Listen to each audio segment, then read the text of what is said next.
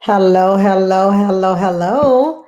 Happy Winning Wednesday. It is your girl, Melissa. Doc Makes House. No, this is the wrong show. This is Dr. Melissa Chester. I'm here with you tonight with Doc's Success Formula Solutions to Personal, Professional, and Relationship Puzzles. My panelists will be joining me in a minute. As you guys know, we took last Wednesday off. It was Thanksgiving. We figured people were cooking and spending time with family. And so we did not want to impose. And so we decided to um, not have the show last week because of Thanksgiving and people being with their families, etc. And so we decided we will meet back with you guys tonight. We're going to be doing the panel. You know, my steadies, my old faithfuls. They're going to be joining me in a little bit. So again, happy Winning Wednesday, and the panelists will be on shortly. But in the meantime, I do want to share some things with you guys before they come on. Anyway, this is like my little commercials, like my little infomercials, like I'm doing in the beginning. But I want you guys to know that I am a big proponent of BOBs, Black-owned businesses supporting BOBs. And so I want to make a few announcements before my panelists join me. Anyway, the first announcement, and I'm going to make this announcement throughout the show tonight as well. We are undertaking learning how to flip stocks. I don't know if you guys saw the show, but I had Mr. J.R. Fenwick on last month, and he talked about Flip That Stock. It's its company. It's a national company, and he helps African Americans primarily learn how to flip and hold stock. He is very successful at it, has been doing it over 20 years. And so we decided that we are putting together our own group. We have several of us who are already going to get started. We were going to get started last month, but we had some hiccups. And so we pushed it back. And so I told Mr. Fenwick that I would be sharing that information tonight and solidifying our list in the very near future. He's going to do a Q&A for us, one more Q&A before we get started. But we're trying to go up into 2020, y'all, making money, making boss moves. You know, one of my girlfriends the other day, and she motivated me. It just confirmed that this is what I need to do. She was on there and she showed her Tesla stock. And so she was talking about how her Tesla stock had split three ways. So when she bought it and it split three times, which means she's made three times her money. And I was like, yeah, that's confirmation. I need that. I think like she may have gotten it for like $33 per share, but it was up to $500 and something per share. And I thought that was like, yep, that's where I need to be. We need to be flipping stock. That's what bosses do. And so if you're interested in getting to be a part of that group, because we're going to do it as a cohort so that we're encouraging each other, we're going to be holding each other accountable so that this isn't something that we just start and don't finish. We plan to all be into flipping and holding stocks in 2021. So if you're interested in that, I will include that Google form in tonight's broadcast. I'll make sure to put it in the message, the Google form to sign up, as well as you can always inbox and message me. So again, Flip That Stock, Mr. J.R. Fenwick, Black Educators Rock, Doc Makes House Calls, whichever one you're going to be coming up under. Doc is going to have a group. We're going to have our own cohort, and we are going to be learning how to do Flip That Stock. So cannot wait for you all to join us on that. So again, inbox us if you want to do that. So I have two of my panels. I'm going to add them, but I'm going to keep telling y'all my little infomercials, my little commercials. We have Mr. Marcel and Dr. MJ, but y'all got to wait because I'm doing my infomercials. I'm telling them about all my BOBs that I'm supporting. I already told them, Dr. Jackson, we getting ready to boss up in 2021, and we're going to be doing Flip That Stock. Told them we need more people to join us in our cohort, but we plan to be flipping and holding stocks in 2021. I was telling them about the story of my girlfriend who bought Tesla stock, Marcel. She bought it at like $33 and something, and now it's worth like $500 and something. And so she was showing how her stock had split. And I told them I'm going to be there next. I'm going to be there. I'm going to be doing that. Yeah. So that was my first announcement. My second announcement, you know, I got to promote it again for you all that didn't see it.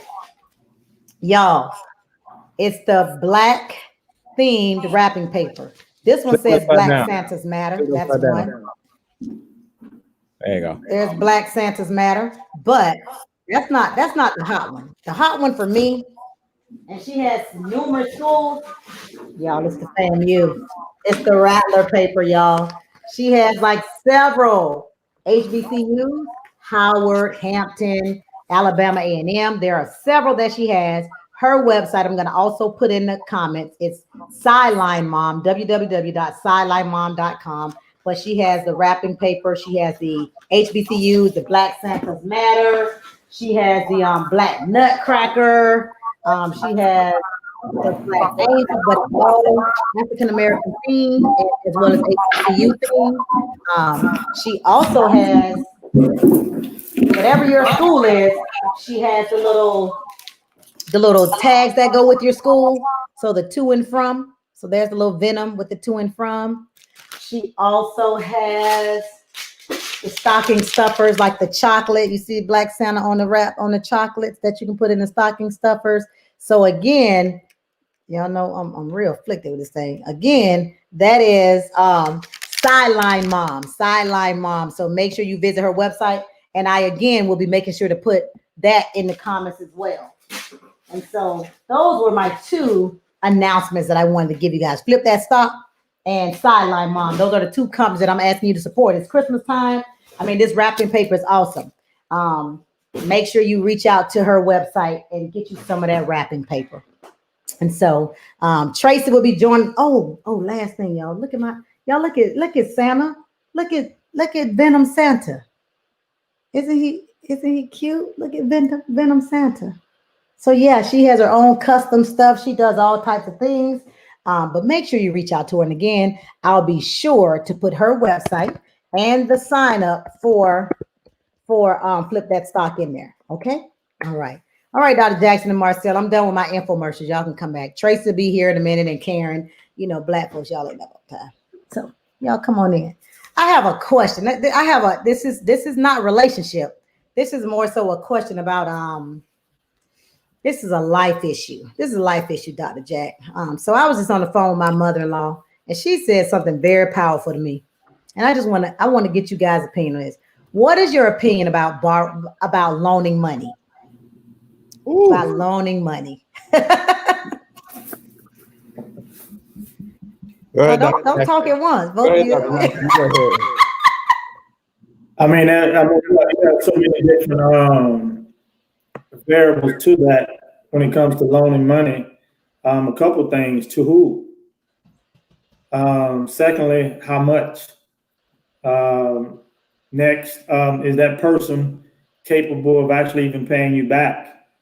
And those are three things that actually stick out to me, because actually some people who are in need and I have it and I give it to them, sometimes I don't even expect it back, because I know the person, I know the situation, and I get it. But in the meantime, with all of that, how much is taken into consideration too? I'm a servant leader. Doc, you already know what's going down tomorrow, where we're giving away thousands. That's not a loan. We're giving that away. Well, make sure you talk about a little bit. Well, we'll come back. Let's finish this and then we'll come back to that. We're giving it away. So is it that you don't believe in loaning? Sometimes I look at it from that perspective, and that how much, who am I giving it to? And all that plays a major factor. For example, my brother calls me. If my brother called me, I got about 2 or 3 people in my life that I can call if I'm in a jam. And I don't have to explain nothing. I don't have to talk nothing. I don't have to say nothing. I just say, hey, I need a G. I need you to Zelle me a G right quick. And I got that. There's no questions asked. There's no nothing. I got 2 people that I can do that. About 2 or 3, possible 3, like spades, possible 3.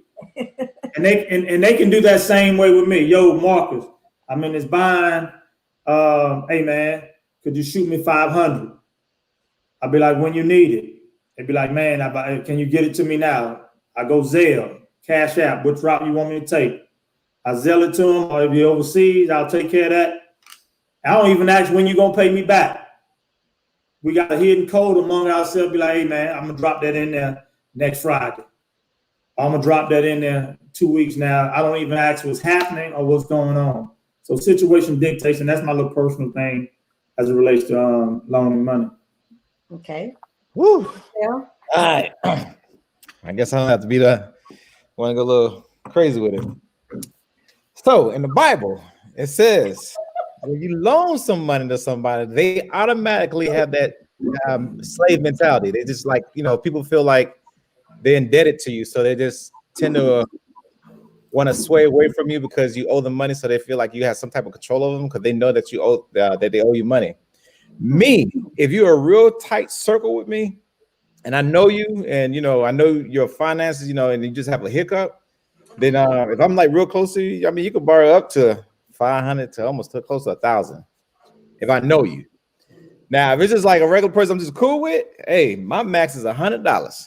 If you got $100 from me, and you talk about, hey, look, and I'm gonna tell you, I'm gonna give you a couple of a history on me because I have a lot of people that usually borrow money from me because they think I'm rich. I don't know why.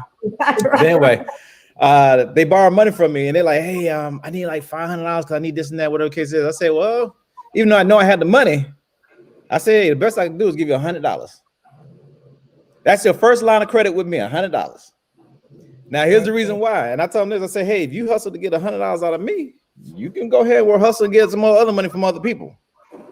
But the reason why I do that because I have a imaginary timeline in my mind. I give you 90 days. You can get your life together in 90 days. And it's just only $100. I'm not gonna run after you over $100.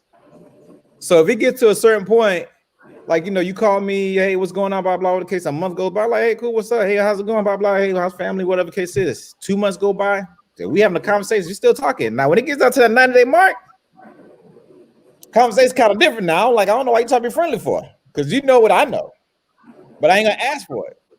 So it gets to a point that sometimes the folks in my circle, they start tend to sway away because now the conversations change and you owe me money. So if it's $100, I call it a payment of paying you out of my life. Because if you disappear, cool, no problem. I bought you out of my life. You don't have to come back. Now you go ahead and redeem that coupon and give me back my $100. I'm like, damn, I gotta start talking to you again. But if someone pays me back that $100 like within 30 days or 60 days and they ask again, I might up it by $200. So you're building a line of credit with me. That's just the way I look at things. But I can say over the years I probably lost about $1,400. So that's way more than that. I'm going to comment after Sean. Sean, what's your thoughts on lending money?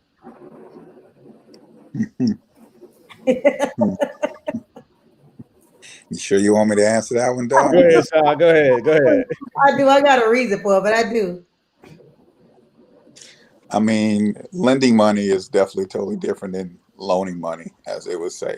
Loaning money. Yeah. So, I mean, when you loan money, the expectation, of course, is to possibly receive it back at a later time. I think it's got to be real finite, and the communication definitely better be good.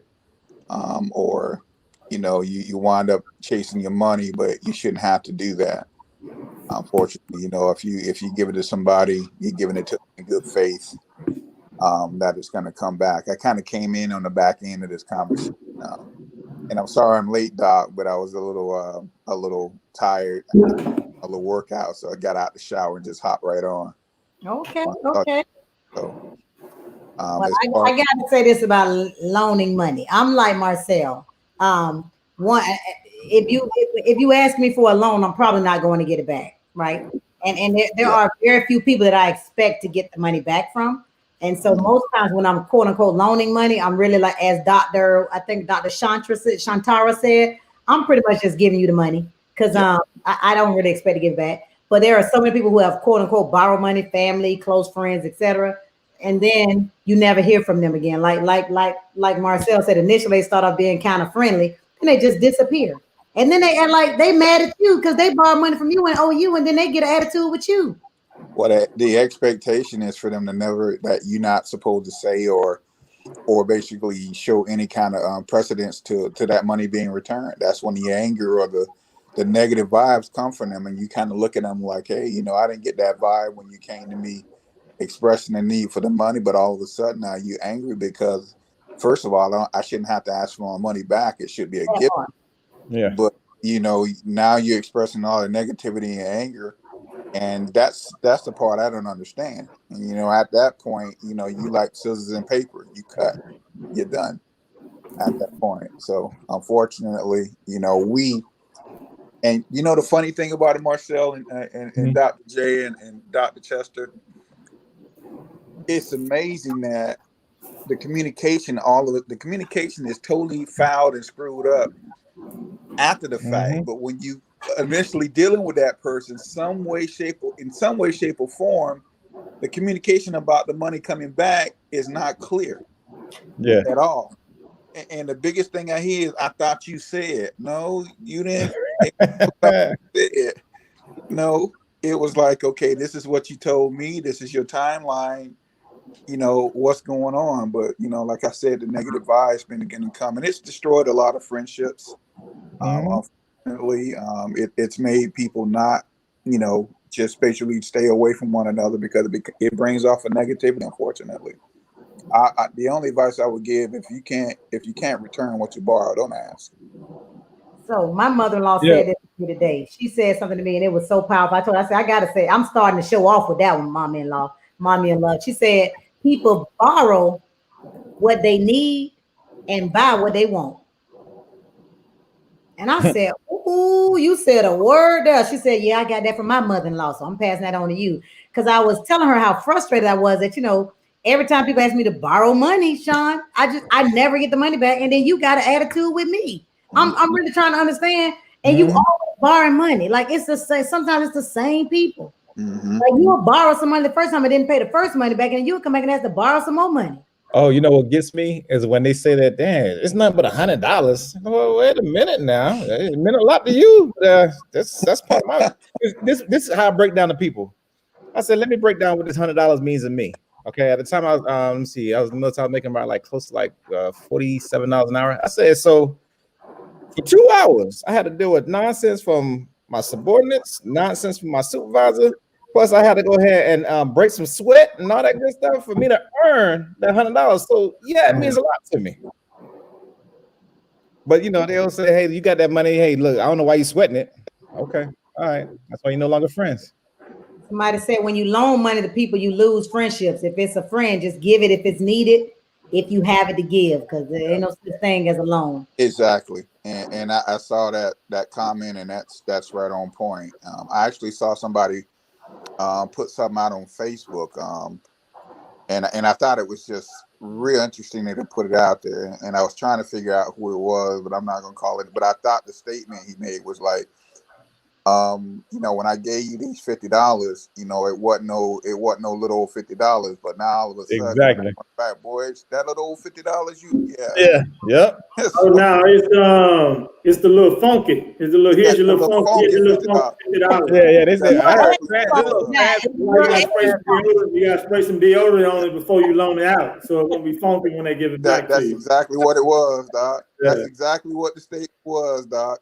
You're right on. And that's why I actually stated when it actually comes down to it, those three things I actually mentioned. Who am I loaning it to? How much? And can that person pay me back? And all those three things are so critical. And that involves family as well. And there's actually been some time where my own kinfolks have come to me, and I'd be like, hey, like Marcus, yo, man, I'm stuck. I'm in such and such. Can you cash out me $40? Stuck on the side of the road. I got some thing. Got it. Boom. No price. That's $40. So I'm not expecting that $40 back. Now, if me and that individual hook up again, and we in Houston or Dallas at a restaurant, or we hanging out, I expect a couple drinks on my bill pay or something like that. I'm not going to throw that back up in your face because you was at a time of need. But those three questions I always ask myself: who asking me this? How much? And can this person actually pay me back? And that actually, I mean, I'm so in tune with that. Before they can even get a hey man, how you doing? The voice, I already know. You know who the individual, how's it going, man? You already know what's coming. Man, I heard some great things about you in your book. It's doing well, man. That's I'm so proud of you. I'll be like, oh shit, here they go. Yeah. They hype you up. Yeah. They Yeah, building and I up just- your And I bank just- account, dog. like how much are they gonna ask me for? Yeah, they building your bank account, dog. $30, $40, your tire flat. I know you're always on the road. Something probably done popped off. That's no problem at all. You pay me back, I got you. But that can and that's several people mentioned in the comments, man. That can destroy families, relationships, and definitely friendships. Indeed. Hey, Dr. Chantal said, you got big money, Dr. Jackson. Hey. I'm not in the chat group, man. I ain't Yeah, that's what she said. Don't you think I am saying just that. big money. Now, I'm just a simple man living in a complex world, man. I ain't no millionaire. I'm a thousandaire. I'm not even a 10,000-aire. I'm just a regular guy. He's 99,000. Yeah. Which fingers, Mark? Marcel, Yeah. how many fingers he got up? 6 or 7 figures? Which one? You need $2 more to get to 7 figures. Mhm. Okay, I but see somebody just put something there. That's a true statement. Somebody actually mentioned leeching off of your blessings. You have to be careful. You have to be careful when God give you those blessings. And Dr. Chester is going to talk about that in a minute on how you got to pour your cup out. I actually learned it from Principal Kafele, who's a mentor of mine. And right now, this brother is doing a 52-week free workshop for assistant principals. Now, if anybody know Principal Kafele, you know he is internationally known. When he opens his mouth and for an hour session or a 2-hour session, that is $5,000 for Principal Kafele. true story. But every month, every Saturday, he comes on and speaks to assistant principals around the world, thousands of them for free, for an hour and a half, 2 hours. So the person who just put up somebody's leeching off your blessing, no, sometimes you got to give those blessings away so you can receive more. Whether that's in shape of a loan, or as Dr. Chester gonna speak a minute ago, oh man, we about to bless somebody big time, and we are making some major donations where it's not a loan, but it's a blessing to somebody else, because your blessing becomes a blessing to somebody else. Your position, your power, your prosperity, your funding, that had nothing to do with you. That had nothing to do with you. God gave that to you to give to others and to help others and pull others up with you. Somebody's about to make me start preaching up in here, so I'm gonna calm down right now. I'm gonna back it up just a little bit from the preaching. I'm gonna go here with it because you made some great points. But like when she said leeching off your blessings, I think she's saying when you know how they started talking about, oh, you're doing good, when they were setting you up for that conversation. She's right. I got it, but I just had to add that little caveat to it. We you know, I think the thing that blows me the most about it is, you know, they borrow from you, but they living their life like it's golden. That's why I said they borrow what they need, but then buy what they want. Indeed. Trips, they got the newest purse. Hey, I just like So tax all season. these things, and they coming to you. This is what happens on my end. I You like know, tax season. I'm real frugal. I'm real cost conscious. But I see you living your life like it's golden, and then you coming to borrow from me what you need, but you buying what you want. Mm. Let me give you a prime example of what you actually just said, Dr. Chester, which is valid. And to go back on the person who posted that leeching piece, somebody borrowed $200 from me 2 years ago, and they were in a bad situation at that particular time. Now they're not.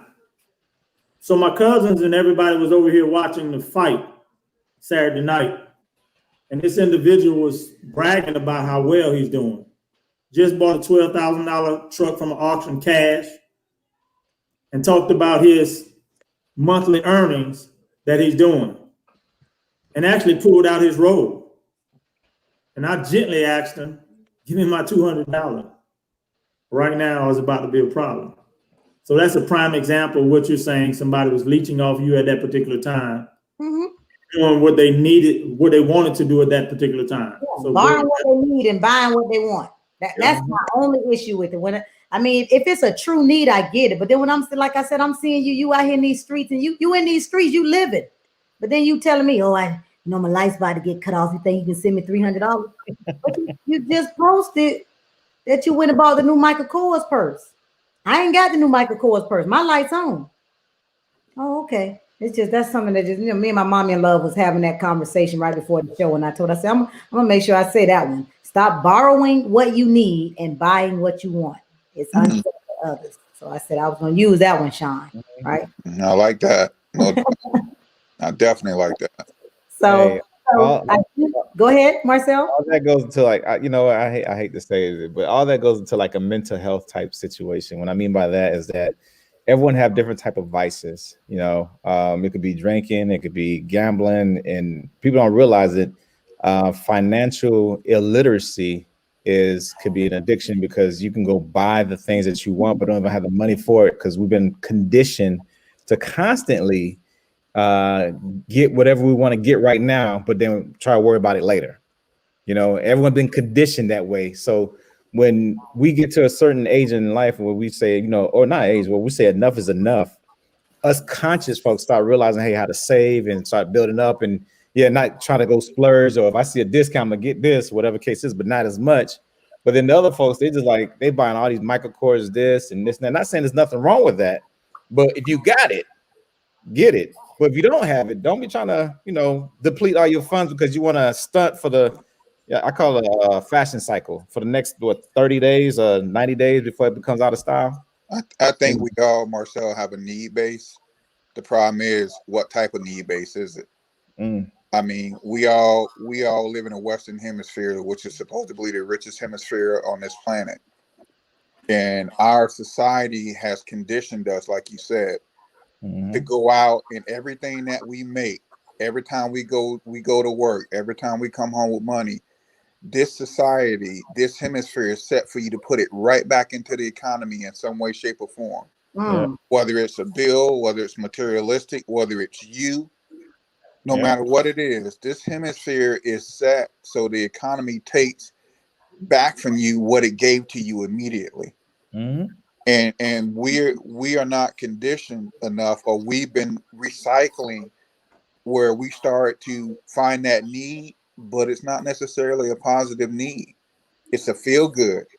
And that feel good, it begins over so many years to feel so good. You cannot break that mode of thinking, unfortunately. That both of y'all said some deep stuff there. I tell you, you said financial illiteracy is an addiction. That's deep. And then like you said, we're conditioned, we're meant to just return it back to them, right? She said somebody asked her the $300 so they can get $1,200 in Bitcoin. We need to stop the get rich schemes like these and the blessings. The blessing pyramids. Oh my gosh. I think me and Dr. Chester had a conversation on them susus.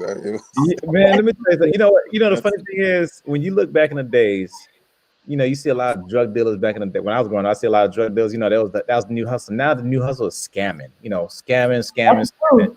Hey, look, if you give me $500, I go ahead and get you back like $1,500 or whatever the case is. And I'm like, now the pyramid scheme, the susus. It's the same thing. My boy trying to get me in on it, and I'm like, okay, I don't make any sense. So if I bring it $200, 4 weeks later, I'm gonna get like what, $3,000? Yeah, whatever the case is. And I'm like, wait a minute, how many people? But you have to bring other people in, and I'm like, nah, I don't trust it. Because what if that person don't want to put no more money in after they get their payout? You know what I'm saying? And I'm like, this is money. So people don't know how to financially be good with money, but yet you have a financial, Anyway. That's a different story. I don't want to go into that too deep. What were we saying about those What were we saying about those susu, Sean? We said we need to do. What did I say? I said we need to do a business. What did I say? We need to do a business. We need to do a business susu where we actually we co-op our money in and actually let the business be the susu and go ahead and allow it to rain down fruit on others and continue to recycle it every single time. So instead of handing it to each other, and put it into an investment, put it into real estate. Put it into a brokerage, allow it to be able to condition itself over time. If you're going to tell somebody it takes me 4 weeks, to get my money back, and I don't see a dime of it. Imagine what can happen to me in 4 months where I see thousands of dollars, but I know it's guaranteed. So you got to understand that. And people, one thing I'm tired of hearing: stop using the Black Wall Street as the pyramid model that you're talking about. Susus were used to build the Black Wall Street. Y'all don't have a clue about how Black Wall Street was built in the Midwest. So it's so funny y'all talk about. I ain't gonna lie. I did two susu. I didn't do them because I expected to get paid like both times myself. Like I know I'm not. I've lost like $2 grand. Like two people that I respect highly and I love. Just kept hounding me about these susus, and so I did with both of them. And of course, I ain't got a damn dollar back. So it was not a loan. It was like, okay, this is really a gift because I know it's not working. Like you said, you're gonna put in 1400, you're gonna get 11,000. Shit, that don't even make no sense. Exactly. Well, the problem is the minute the mindset changes and one person stops. Yep. You're But done. remember, I told you, if they get all that money, they're like, "Oh, this is a lot of money." It could be their one-time deal and don't want to do it again. Nope. You know what I mean? So I'm like, how do the money recycles? They don't make it. They have a treasurer and I'm like, I don't trust it. I don't trust it. Well, first of all, if I don't understand the business model and I don't have my hands on it, or I don't have the mental thinking to be involved with it, somebody else controlling it to a certain extent, that's a zero, bro. 100%. I'm with you there. That don't make no sense for me. Yeah. That is zero. Can't do it. No. I did. I had to touch on that. I did have to touch on that. My phone gonna kill me. I forgot to send our girl Ronnie Rose the link. I don't know how I forgot, but I did. Y'all know I be moving. Y'all know I'm doing 1,000 things. I don't know, man. Ronnie Rose grinding. She on that girl been grinding in business now. I've been I've been grinding, so I ain't been seeing what she been doing. Yeah, both of y'all. For all the men out there, boy, y'all better watch out. We got some women out there working some stuff, boy. Yeah, send them my way. Golly, I can't find some of these for me. I'm like, whoo. Well, one of them. Don't do that. They out here in these streets. One of them on here hosting the forum. Great. Doc, hey, look, I didn't want to go there, Doc. I didn't want to go there. I meant to ask Dr. Chester, when do you sleep? Because you are something's always in your mind matriculating. Listen, my agents and my friends ask me that all the time. I'm like, I don't even know how I'm doing what I'm doing. I'm trying to figure it out. I really am. And Nikisha, that was her. She got her money. She got it and got her money and got the hell out after she got paid. See what I mean? I said that means the people that was behind her ain't get their money. Exactly. Hey, that's the reason why I'm not up no type of thing. So all they saw was the bottom of Keisha's footsteps. Gone. No, she out of there. She got her money and left and dipped on y'all. Oh God. Oh boy. Well, before we go into our next topic, Dr. Jackson, let's talk about that big thing that we're doing tomorrow. We've already done it, but we're going to make it official tomorrow. And so if you guys do not know, I am the CEO and co-founder of Black Educators Rock. Black Educators Rock is a national nonprofit for Black educators and those teaching Black children. And so our goal is just to help to decrease the attitude gap. So the attitude gap is what our big brother, Principal Kafele, coined it. We don't look at the achievement gap. It's the attitude gap. And it's the attitude of the educators, the parents, and the students. If we change our attitudes, then we automatically change the achievement gap. And so we do professional development. We have a national conference every summer. And so we have some initiatives along with Black Educators Rock. And one initiative that we have is the BER Relief Fund. And that's to bring relief to educators who have been impacted by, trauma, circumstances, etc. And so I don't know if you guys know, but Dr. Jackson, Dr. MJ was on a couple months ago, and he's in Louisiana. He was a part of those hurricanes, and they had 2 significant hurricanes. So I'm going to let him talk about what they experienced, what he's been experiencing as an educator, and what we're doing tomorrow. Yes, well, matter of fact, I was on this show when I actually first came back here, and I was operating from a hotspot, and y'all was laughing at my signal. And at the time, you guys really didn't know the magnitude of actually what was going on. Late August, the last week of August, I think August 27th, Hurricane Laura hit, where we actually had a 50-mile wide tornado with gust winds of 198 miles per hour just hop around the city for 2 hours. Destroyed everything. all homes in my area was destroyed except mine. So I immediately started reaching out to the schools that I'm responsible for, to my principals, checking on them. And it was devastating. Principals lost homes, teachers lost homes. But as you know, if you're a principal or assistant principal and you're married with a spouse, you got good insurance, they can come clean up, they can put you in a hotel, etc. But we had several teachers, single parent mothers, unfortunately, because the teaching profession is dominated by women. That's right. Who lost it all. Currently, right now, we have a few teachers who are commuting 2 hours a day. That's 4 hours back and forth. Somebody is coming from New Orleans. That's 3.5 hours from here. And when Black Educators Rock, Dr. Chester and some of the people that are part of the think tank found out what was happening to some of our teachers here, and I have knowledge of those teachers, we sort of got together and collected funds. And tomorrow, we're actually going out like Publishers Clearinghouse. And I got those fat checks where teachers are going to be teaching in their classrooms. And I'm walking in with a couple teachers, and I'm distributing $1,000 checks. I'm going to this classroom and give a check. I'm going to that classroom and give a check. I'm going to that classroom and give a check to let them know that Black educators around this country is not only praying for you, but we're putting our funding and that blessing that God gave us with your prayer, because your blessings comes through people. And we're going to be that people tomorrow. So that's just going to be just so awesome. And Dr. Chester, out of that, I contacted my principals. I had 3 more agencies come on. Awesome. Yeah. And say, Dr. Jackson, we want to sponsor a teacher, and we're going to get all their children's toys for Christmas. Yes. So Oh, we need one of those too. I'm gonna do that initiative. I'm gonna do one of those. So that was great. And so I was only able to bless 3 additional teachers with that. And I have 14 schools.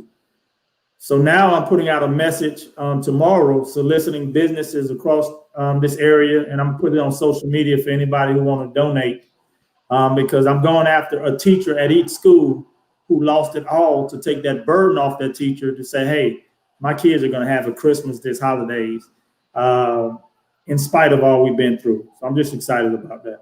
Oh yes, you know what? We're gonna do that one too. So guys, I'll make sure to share the information. We're going to support 2 more educators for Christmas. That's a great idea. I didn't even think about that. So yes, but I'm so excited about that and us being able to assist. And we have to be there. As I was telling Dr. Jackson, we were so insulated from the storms. I don't think people really understood that it was devastation in those areas, and so it wasn't talked about as much as it should have been because of different things, and it was.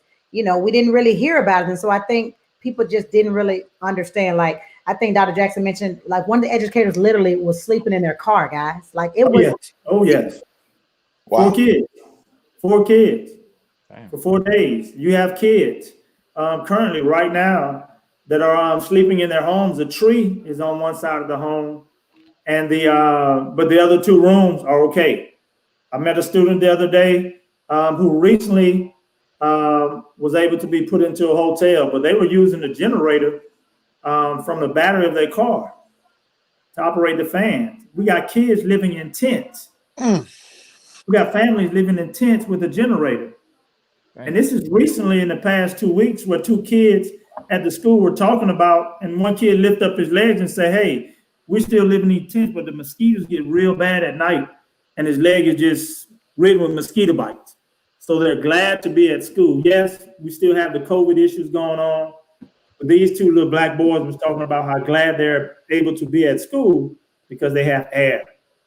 Now they have heat because the temperatures have dropped and the mosquitoes can't get them in the school. So we're actually still living like that. You have that going on here in Louisiana. Matter of fact, we just got internet. The hurricane hit in August. We're just getting internet and cable back right middle November. So we're just getting that back. And of course, myself, I was savvy enough and had enough funding to purchase a hotspot, but everybody couldn't. Yeah. So again, people just don't understand your blessings. I know I posted that on one day about people just really understanding your blessings, like the things that we think are hindrances and things that we complain about. Somebody else will be so thankful for. And Mhm. so just always. And again, we're going to make sure that we support two more educators. So if you're interested in supporting that, I will make sure to put that information in the chat tonight as well. How you can help us support those agents. We do have a Cash App. I'll put that information out there. We do have PayPal. I like the Cash App. And then I just asked you to put in there BER Relief, because Cash App doesn't take anything from the account. Whereas with PayPal, they take such a large amount of the donations that we submitted. But we did all that money that we collected on behalf of the BER Relief. We definitely gave it to Dr. Jackson, and we're going to do it again for 2 families for Christmas. So thank you, Dr. Jackson, for sharing that. And yes, it's the little things that make a difference. And we never know what people are going through. That is so true, Nikisha and Jay Music, Carson. That is so true. So we got to always remember just to, be thankful for what we have, and to always just let's just always just try to uplift each other and support and encourage one another. Because you never know what people are going through. You never know. So yes, thank you so much for sharing that. So again, we'll make sure to share that information. Thank you, Dr. MJ, for that. Yeah, So yeah. that's strong, man. That just God. When I tell you Dr. Jackson's a soldier, Sean, Dr. Jackson, you heard him say he's over 14 schools in that area. And Mhm. he's present in all of those schools. I mean, when I tell you I work with some of the best Black educators in the country and abroad, because some of them are in Canada and other countries. I mean, we have a really, really powerful network. And I'm just thankful that God let me lead that charge. And so we do a lot of good work that people don't know about. And so I'm Indeed. thankful for Dr. MJ and others. Mhm. Yeah. Indeed. Yeah. That's the kind of stuff I like to hear and read about, no doubt. Yes. So we got to make sure, like now. So going back to that business susu though, that's going to be something we're going to be starting too, because we got to take care of each other. We got to make sure that business susu. We got to figure it out though, Marcel. We got to have a think tank and make it make sense. It's not going to be literally like the business susu like that susu, but it's going to be like. I was about to say, here we go. We just No, talked about this. you missed us when me and Sean were talking about. I heard. Like we saying, it's the business of the month. Like this is the business we supporting this month, and we pouring all of our resources and extra into this business. And we might have another business the next month, but we got to start doing that. Well, So I think we should call it something else besides saying susu, because you speak. that was just there. We're not gonna call it no susu. Yeah, we're not. What we were doing, we were having a conversation. We was like, why they talking about these susus? I was like, we need to do a business susu. Yeah, not literally a susu though. Yeah, I think Marcel was just having flashback, Dr. Chester. I see you saw me. Wait, I didn't get involved in those susus, but I mean, I've done a whole bunch of pyramid type of things. Thought process. I think my boy was like, how, why? Let me shake it off. He's shaking it off a little bit. I get it. When it comes down to money and finances, hey, look, that's a department I love to talk about. Okay. Well, okay, we're getting ready to talk about that. Not really finances, but we're gonna talk about both. But BOBs, Black-owned businesses, we got to touch on those a little bit, y'all. Mm-hmm. Y'all, I'm disappointed. I'm depressed out here in these streets, just listening to people and their thought processes behind Black-owned businesses. So I'm gonna say this, and I don't care who get mad at me. I mean, I am pro-Black. That's something that I'm unapologetically pro-Black. I don't have nothing. I love for all my other nationalities, ethnicities, but I'm pro-Black. You can't love somebody else if you don't love yourself first, right? It doesn't mean that I don't love anybody else, but I'm about my people. And so with that being said, we have so many people that talk about being pro-Black, but they don't walk about being pro-Black. They talk the talk, but they don't walk the walk. Marcel knows that I am the managing broker of a Black-owned real estate brokerage, right? And we're pretty good size to be a Black-owned real estate brokerage. We're probably the largest. Definitely in Florida, maybe in the Southeast, right? Know this, like for a fact. Yeah. It's Black people that give us the most difficulty. It's Black people that give us the most hate. We out here, helping people buy, sell, invest in real estate. We have all these other Black agents at other brokerages and stuff, and And they out here just bad mouthing us just because we black. Like the type of thing that they say, Sean, like you would be amazed at the things that people say. And it's like, really? That's what, huh? And I mean, compensation package, bar none, Mm. resources, bar none. But because we're black owned, black people always trying to minimize and devalue us. And that's just not in real estate. That's in other things as well. And so I'm just wondering, you know, how do we as a people get beyond and get past this stagnant mentality, this self-hatred that we have about BOBs, about black owned businesses?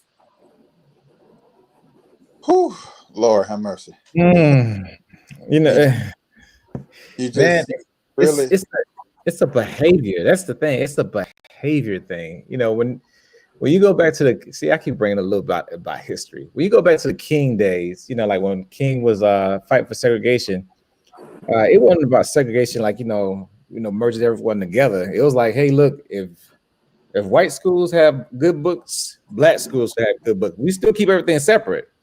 But what happened was when we did the integration, all our leaders, all our doctors and lawyers and prominent folks that's making money in the black community, they happen to start saying, hey, look, I need to start moving out and start living a good life because I make as much money as I do. Well, I make good money like my counterparts are, you know, like the white folks. So they just start leaving the black communities. When they start leaving the black communities, the folks that stayed behind were the folks that not gonna say less educated, but didn't have enough education.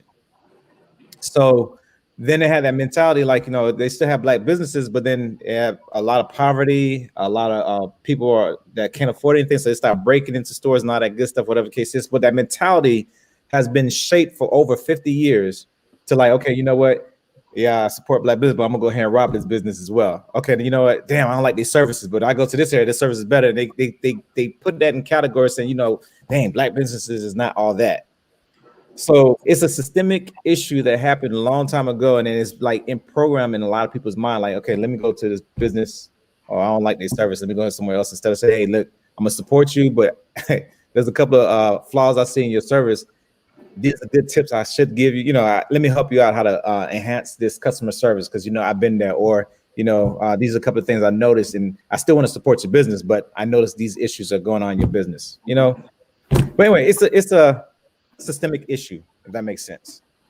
I think Makes a lot of sense, brother. Is and as somebody said earlier, and that key word that stuck out to me, we've been conditioned that we're subpar. For example, Black Educators Rock, Dr. Melissa Chester, and our team, we have got the top Black educators in the world together. The top, hands down. However, when it comes time to come to a conference to learn from a Dr.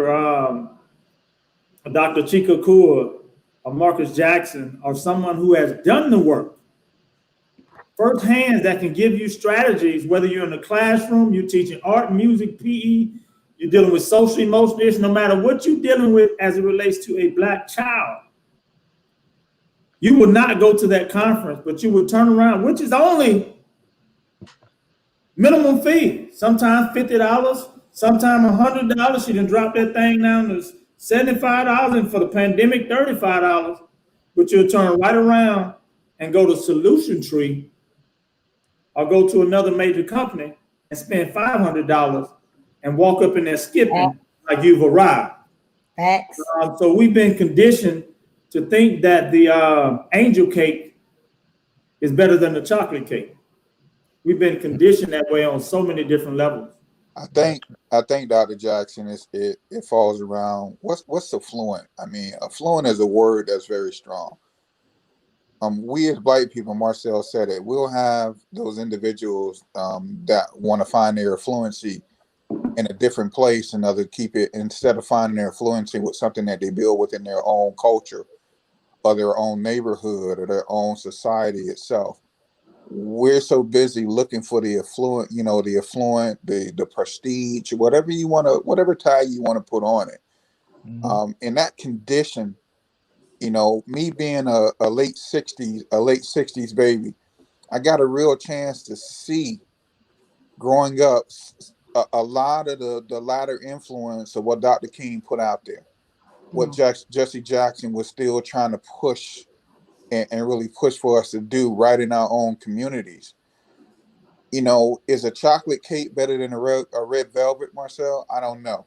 It's the same thing. But it's the same thing. Yeah, just different color. Yeah.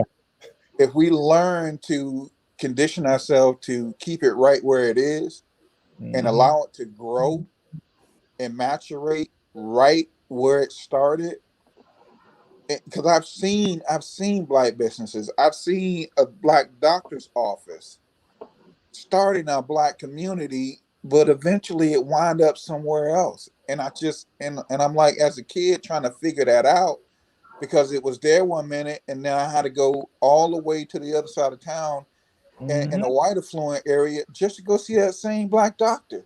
Yep. And I'm saying to myself, why couldn't we, just keep it where it was? Was it because of the prestige? Was it because of the affluency? Was it because they felt like they needed to make more money? I don't know. I don't know, but we've conditioned ourselves to go get it somewhere else, and we can talk about it, but then it's fine with us. Even after we do it, it's still fine with us. Yeah. We don't even hurt, man. We don't even feel no pain about going somewhere else to get something, and we'll drive right by the one that's in our environment. And Sean, I got to interject on that. And most of you all know my husband had a Black-owned pharmacy here, and he intentionally put it in the Black neighborhood. And it was the Black people who did not want to support him. There were so many people that would come in the store and he would be like, why this 20 cents more than over somewhere else? And he's like, explain to them, well, I'm not Walgreens. I don't have 50 chain. I'm gonna go to Walgreens where I can get it for 20 cents more. You got to catch a bus to go to Walgreens. And they'll do that. 20 cents less. Oh, and did it. Yeah, they'll do that. Financially, it didn't make sense to stay in the Black neighborhood because you're losing. You're losing and you're not winning. And so that's a great point. Sometimes it's not because you go to that affluent because you think you're better. Sometimes you have to go in order to survive because your own people. I had a convenience store and restaurant in Tallahassee. Same thing at my store. Oh, yo Black and mild 5 cents more than the Arab. Well, the Arab got tax benefits when he came to the United States that I didn't get. And he got for a certain amount of years that I didn't do. So I'm gonna go over here to the Arab and okay, you're gonna spend more than 5 cents in gas to go save 5 cents on that Black and mild. Boy, who you telling? That's why Melissa going to our hometown. When Oliver Ross opened his first restaurant, right smack dead on Martin. Okay, that's right. Let me tell you, the last time I ate in Red Lobster was over 10 years ago. Dang. You understand what I'm telling you? I wouldn't care if a shrimp fell out the bottom of my heel. I was going to go support that man. And when he opened up his second one and put it right on one of the most affluent areas in Daytona, leaving and coming, and that man got them all now. Black, white, green, yellow, red. It doesn't matter. That's right. And now he's expanded to 7 or 8 of these things. But I made absolutely sure that while I lived in Volusia County in Daytona Beach, Florida, I wasn't getting seafood from nowhere else except that man's restaurant. Yes. Period. And I was right there with you. Anytime I took people, because I do real estate, and when I go show homes in Daytona, hey, we're going to go eat at, you want seafood? We're going over to my homeboy's restaurant. We're going over to the crab spot. Was so happy that he was able to get a little piece of that market because we've let the, we eat the most seafood, but we don't own any of the restaurants. Marcel, we don't own any of them. Man. All the restaurants here in Jacksonville is owned by the Chinese. By the Chinese, by the Asian Americans. They all own seafood, and we're the ones that eat the most. And it's because, again, we have to learn how to start valuing ourselves. I was speaking with some young ladies the other day, and they was like, Doc, why you think they have such a problem with you being broke and you doing the things? And I said, hey, because honestly, when a person can't see greatness in themselves, they damn sure can't see it in me. If you don't see it in you, you can't see it in me. And so I don't even take it personal no more. I used to take it personal, Marcel. I don't Yeah. take it personal anymore.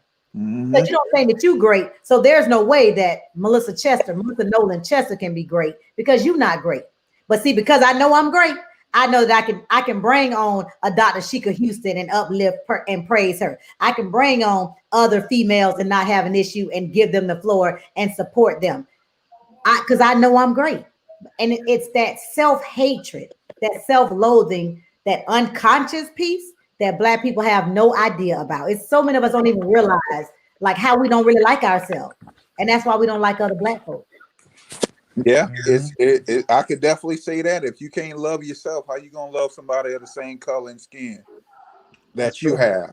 It's difficult, man. It's difficult, but it's the most simplistic thing to think about, but yet it's the hardest thing to understand that we do that to one another, man. And it's incredible. And we continue to do it. It's like an unspoken word that even if you support it, stop supporting it the minute the first little thing comes wrong or the first doubt you have in your mind about it, you just run like a I knew that was gonna happen. Listen, Yeah. you do it at Chick-fil-A. When you get some cold fries at Chick-fil-A, guess what you do? You say, "Oh, I got some cold fries at Chick-fil-A," or that cashier wasn't, she wasn't friendly. But when it's the Black-owned restaurant, oh, that's why I don't go to Black-owned restaurants now, because all of them rude and no, it's not all. No, it's not. You make me wear the label for everybody. I got to represent everything, but other people don't have to do that. But it's an excuse. You were looking for, like you said, Sean, a reason just to devalue and to minimize my existence and my value. So, just I don't sitting know in the back of the head, just sitting in the back of the head, waiting to just run.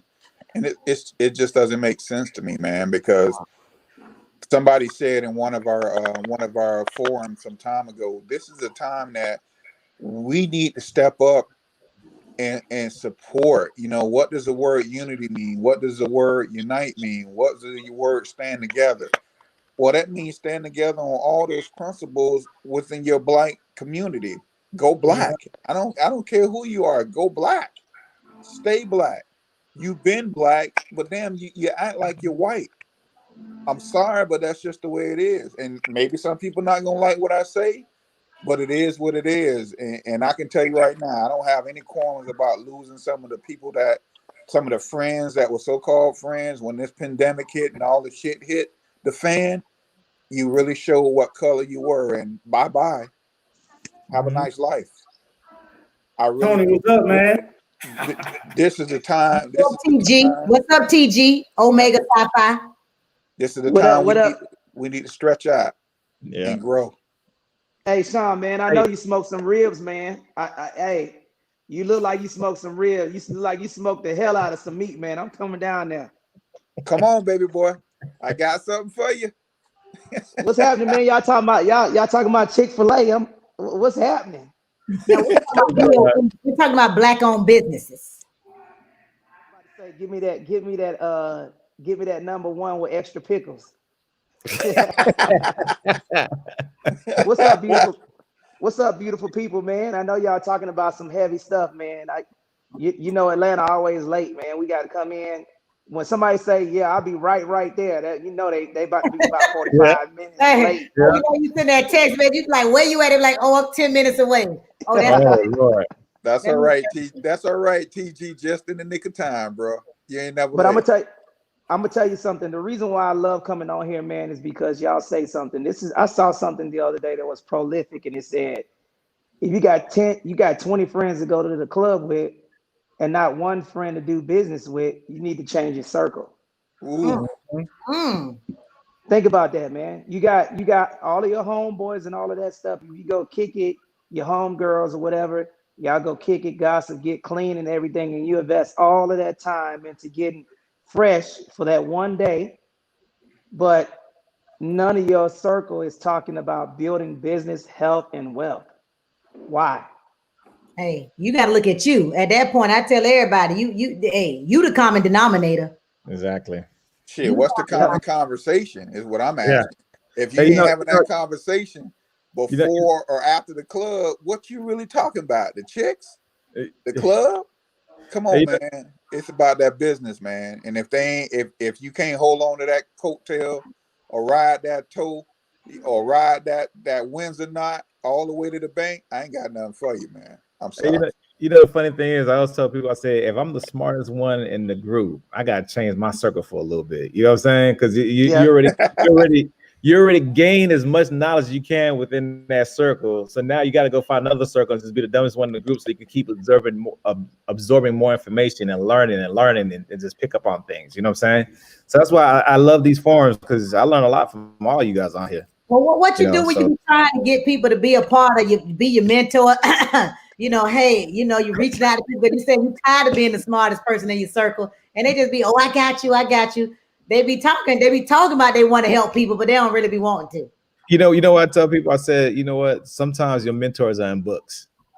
If you idolize somebody, you like their career growth, whatever case is, pick up a book or be part of their podcast or go on YouTube and pull up all the information about them and learn the path that they take in and stuff like that. Because sometimes you have a lot of knowledge that's out there, and when it said knowledge is power. And I remember a person told me that the best hidden treasure is in a graveyard, because all those folks had knowledge and they just took it all with them. You know what I mean? So knowledge is power. So if someone had you want to emulate and just want to follow, they had put a book out there, buy their book and support it. Read their books, and because they telling you gifts and gems on how they became successful. Mm-hmm. Well, I always say knowledge isn't power. The application of knowledge is power. It's power. There are a lot of people. Hold up now. They don't apply. Hold up. Dr. Jones up here looking like Kenny Lattimore, man. I need to go and get changed right fast. Let me go and throw this whole thing It's Dr. away, man. Jackson, Dr. MJ. Cleaning in the Board of Health, bro. I see you over there, man. Looking all crispy, man. I just What's came happening, from bro? emergency board meet, man. I ain't feel like taking nothing off. Didn't I tell you? Y'all already know how it is. When y'all see the camera go in and out like this. Are you drinking? Man, hey, I picked up on it too. I do the same thing too. A glass of wine, man. Hey, brother, they look like they about to put you in the ground, man. Nah, bro. Nah. Casket sharp, boy. Nah. Casket sharp, bro. Do you have anything to contribute about Black-owned businesses and supporting them? Because that's what we were talking about before we came on, talking about people shop and people cooking. Before TG break go into his little thought process, where your girls at tonight? So Karen's still at work. Okay. Karen still works. I thought she was like we're gonna talk about it next time we get together though. We put that out there. She works for Aflac. Okay, I thought she was self-made. She work at on vacation with that big bed and all. She at the Piggly Wiggly right now, man. She work in the meat section. She gonna be on here in a minute to get you. Oh, Tracy, shit. Tell COVID, but she actually has the flu. So Tracy has the flu. Ooh. Oh. Long time to have that. And then Ronnie Rose, like you said, I missed her, and she's been busy all week. I haven't been able to catch her because she's been with the king and she was doing the business stuff, so I wasn't able to catch her. But yeah, that's what my girls are. Yeah, they told me to work at the damn hang out with the boys tonight. They told me to hang out with the dudes. I like hanging out with the dudes. She work at the meat section at the Piggly Wiggly in the deli section, man. She work cutting that bologna, man. With that big hairnet. When she get you, I ain't gonna say nothing. I ain't gonna say nothing. Hey, you got me visualizing her wearing a big white hairnet. Y'all laugh. Cussing folk out. I'm gonna get the meat when I get to it. All right.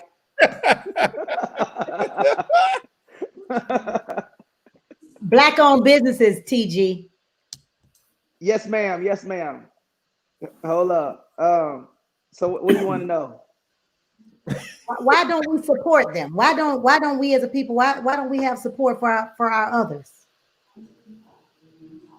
Because there's not enough. One thing that I would definitely say is this, man. Check this out.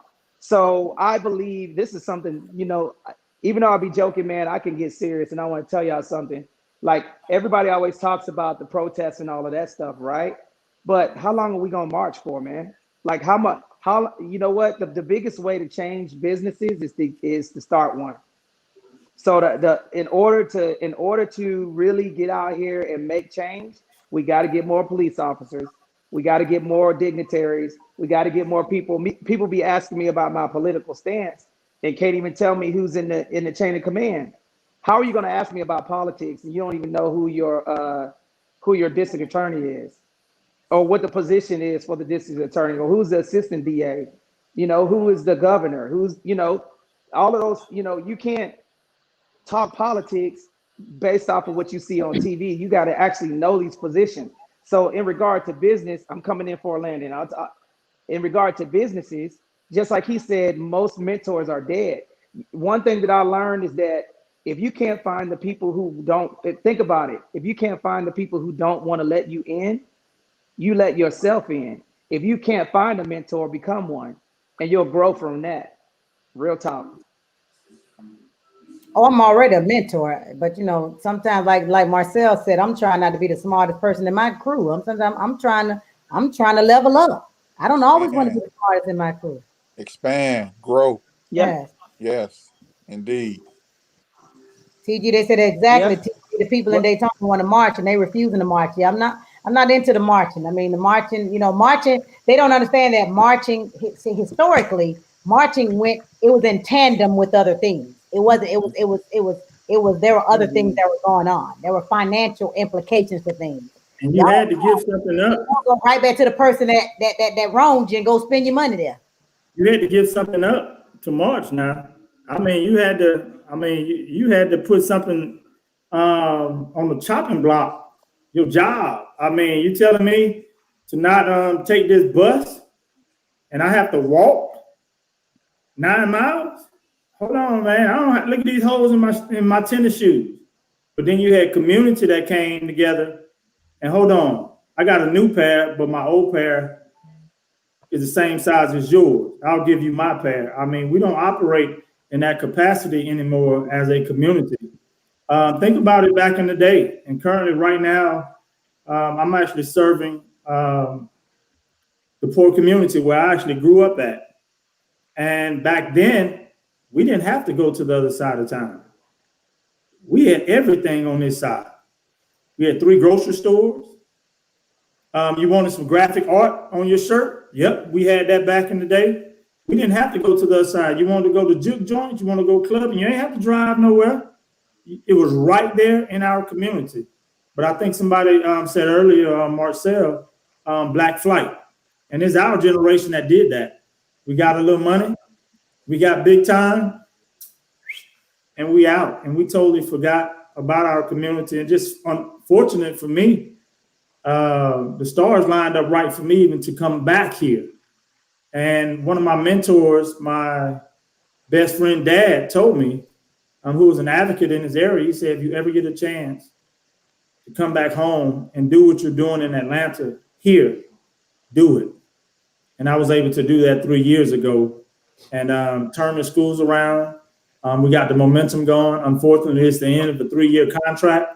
So now I'm working on what are we going to do to maintain this when I'm gone. And that's a scary thought process because you don't have anyone invested, such as myself.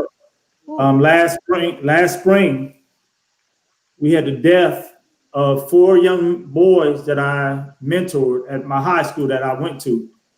One shot another one shot another. This is right after graduation. Graduated on a Wednesday, killed each other on a Saturday. It was raining. I sat outside and I thought about all the people that was influential in my life. Coaches, people from the grocery store. People used to hook my mama up on groceries until her food stamps came in that Friday. I came up with 184 names. 184 names. And I stopped and I couldn't think of anymore. Now you go to a child in your neighborhood or that goes to school with your children and ask them, name 5 people in my life, in your life, that cares about me and love me and have my best interest in heart. A child this day and age couldn't come up with 5 or 3. And so we're talking about a community and supporting Black businesses. We have to get our own stuff together internally. We don't like each other. I started with that. I led with, if you You don't love definitely you, did. you can't love you. Listen, we do. We have to work on us internally, and there are so many people. As I'm gonna reiterate, y'all don't know how many people I talk to that talk a real good talk. You talk, you blow pro black, but what you doing? You ain't doing nothing. All you do is complain about what's not being done. But on the other hand, you not doing nothing. You saying what's not being done, but you're not doing anything. You're not even doing anything in your neighborhood. Hell, half of y'all ain't doing it in your own house. Ooh, see now you Yeah, get beat up. Now you I gotta think, come you out. know what? I think I want to say something. Check this out. Listen, I would propose for 2021, we want to make an impact on somebody. You got 10, 50, you got 50, 6, 3, 2, 3, 4,000. Okay. Let's every person that comes on the feed, why don't they commit to $1? You got $1, a commitment to someone who reads the feed, and then they come together and we give a scholarship away for $5,000. Bam. This shit is easy, man. People are It just is. not thinking outside of the box. That's Like right. you See, got Tony, people yeah, you know what I'm saying? Tony, Like, you came in. You came in a little late, but man, you on top of it, brother. You on top of it, and what you saying is something we actually doing tomorrow for the people here in Lake Charles, Louisiana, who lost it all. And just so happened, I'm being an educator, and I've gotten with Dr. Melissa Chester, and tomorrow, man, we dropping $1,000 checks to single parent women, and she's actually just made another agreement with me to say, hold on, Doc, let's take it a step further. And we got these single parents who raising 2-3 kids. We're gonna take care of their kids' Christmas, just like that. It can be done, but it takes a total collaborative effort, like you just said, Yep. brother. It takes some folks getting up off their ass. To be honest with you, That's right. That's y'all right. got to excuse my cousins in my house and now it's late. hold up Not- now. Y'all said No, we all there. We know $1,000. we feel this. I commit to some fruit roll-ups. That's fine. I'm joking. Listen, I'm joking, man. Hey, if y'all trying to do something for real, man, look, y'all tell me what y'all trying to do. I'll drop some bread on it, man. Or I'll come out there. I'm about that life. I'll get on the plane, come out there and support with my nonprofit. Look, I'm about that action. So Yes, if sir. y'all got something y'all trying to, as long as I get a little bit of advance so I can make sure, usually I can fly out on like a Friday, come back on a Monday. As long as I'm back to, I'm down for supporting any cause that's going to Appreciate help you. my folks out, man. You and I will get together. The only thing about You- the reason why I started, No, I said you and I will get together, and I'll put you down to sponsor a teacher and her kids and her 2 kids for Christmas, man. And you're talking about if a child is 6 years old, 8 years old, you're talking about getting 3-4 gifts for those 2 kids, man. You're talking about easily. You're talking about easily $100, and you're talking about having an impact in that child's life.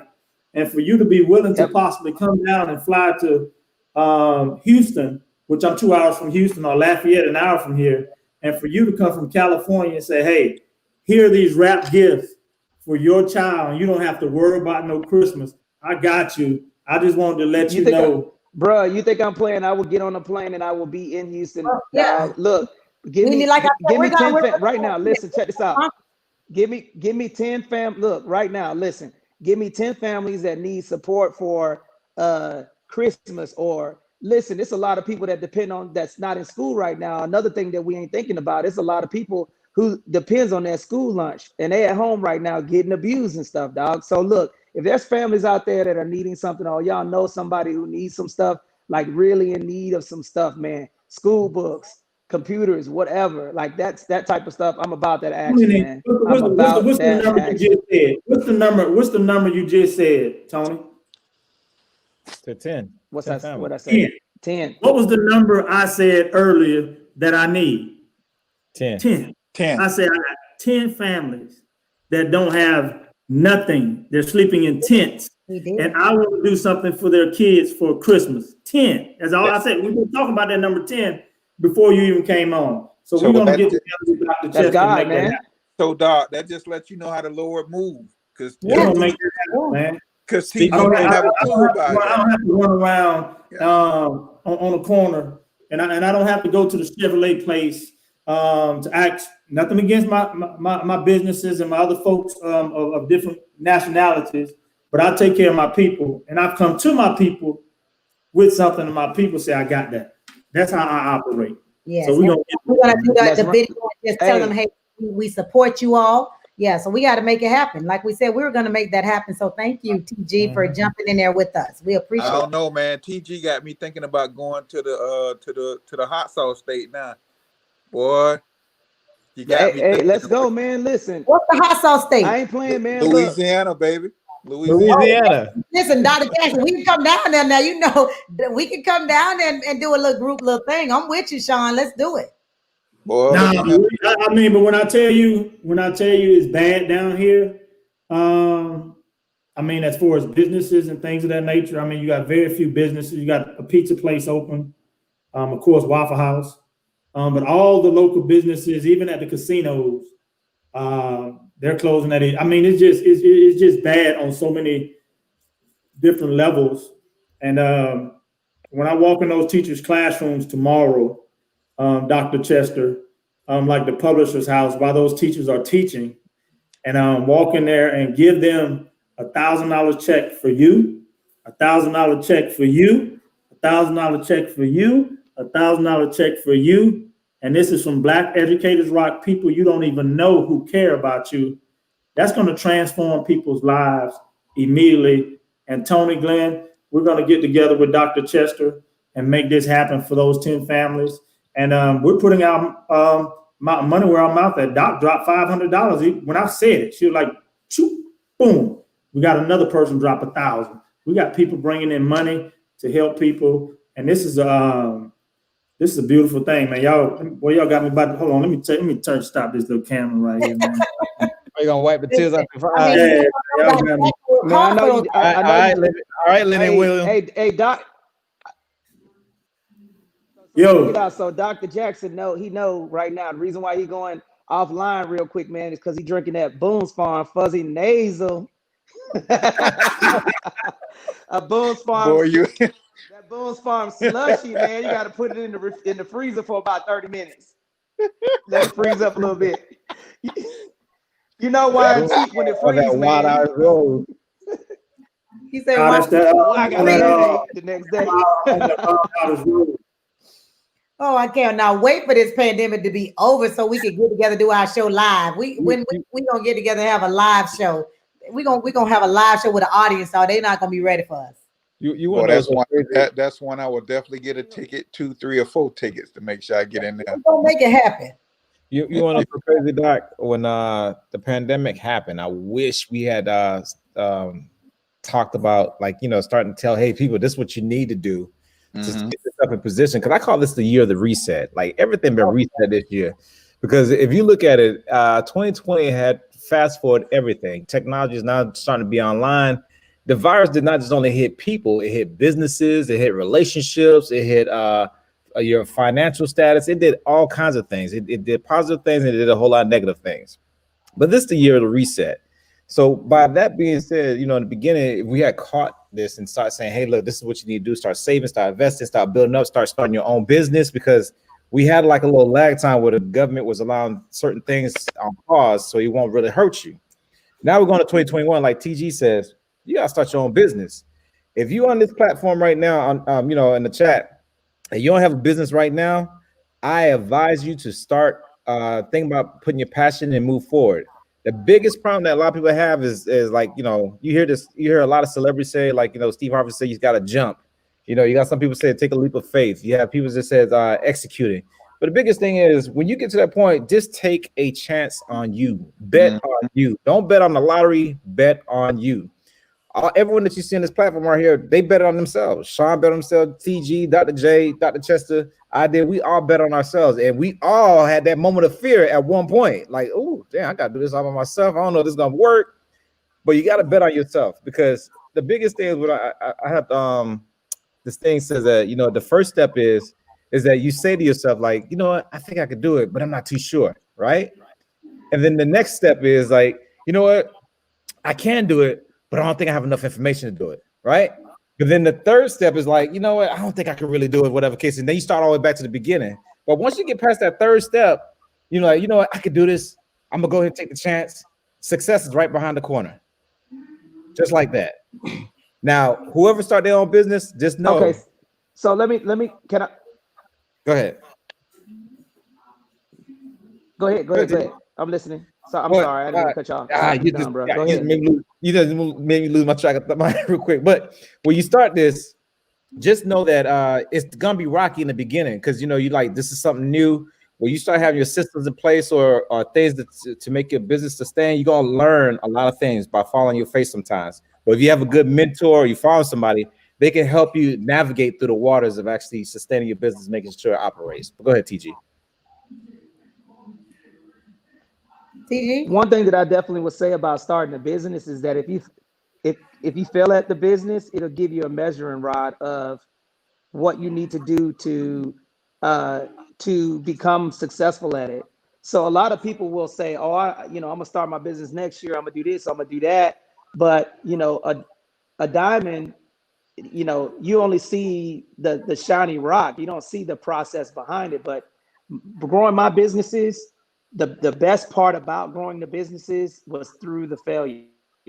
So being able to experience all of that stuff and making the wrong turns and not knowing when you're going to get, if you talk to any successful entrepreneur, they never talk about how much money that they have. They always talk about how they messed it up because that's what's memorable when they were at the bottom. I got fired That's for from sure. this Alibaba, the guy, the Chinese Amazon. He basically said that he tried to work at Burger King he tried to work at Burger King for like 15 times and they wouldn't hire him, right? He remembers that. He remembers that failure. Steve Jobs, he talked about when he started his business, how nobody wanted to entertain him, but he had really close friends that was at the table with him, helping him catch the hunt. The value is in the people that are with you before you get There it is. successful. Those are the That's people right. that you want to have around you that are sitting at the table when they got to hunt with you. Listen to what I'm saying, man. The people that's running with you, the people that are in my circle right now are the people who helped me build the circle. It's not the people who joined after. Everybody wants a championship ring, but people don't want to get punched in the face. Yeah. Well, So I'll you're tell you right. this, man. Look, this is some mathematical shit. This is some mathematical shit I'm gonna put y'all on. The world is designed for employers, not employees. Here's a fun fact. Yeah. Everybody get your Yeah. calculators out. I'm gonna give y'all a quick math exercise, and this is gonna open your eyes. Really, really quick. I'm gonna show y'all something. All right. So anybody know what a Roth IRA is? Roth. Can anybody tell me what the max amount of money that you can put in a Roth IRA? Within a given year or a given Yeah, time? 1 year. 1 year. 1 year. I How think- much money can you put it in a I Roth? think it's between 10 and 20 grand. Am I correct? No, way less than that. That's the You can 3,500. only put $5,000 into 5,000. Okay. Oh. Yeah. Yeah, Okay. Roth. Look. You can only put $5,000. It's either $5,000 or $6,000 a year in a Roth IRA, right? Mhm. So I think it's $5,000 and $6,000 if you're over 50. So let's just think about Right. this. It's Okay, a lifetime. If I have a gun, right? What do I have? One gun. one gun. I got a gun. One pistol. Bang, bang! I just killed Marcel. Marcel, I'm gonna get 20 to what? 20 to life. 20 to life. So lifetime is 20 years, right? Follow me with this. So that means that a lifetime is 20 years. When you're doing your savings plan and you are an employee to a business, you can only put $5,000 a year into a IRA, which is a retirement investment retirement account. Now let's do that. Let's just go 6,000. Let's go $6,000. I want you to multiply that times 20 years. How much money is it? 120 120,000. grand. How much? 120,000. Yeah. Okay, $120,000. Is that enough money for you to sustain your life for the next 15 or 20 years? And So nine- now, 70. it's not right. It's not. Yeah.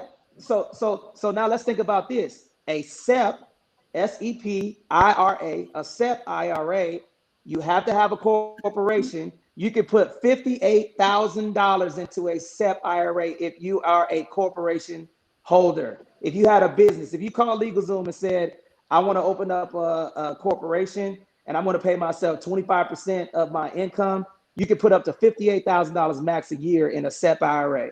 So which one is bigger, the SEP IRA for the employer or the Roth IRA for the employee? With a SEP. You got to And by the think, way, man. it's 60, Tony, with a 5% underwrite interest bearing on it. It's 60 grand, not 58. Boom. Boom. Yeah. So these are the conversations that we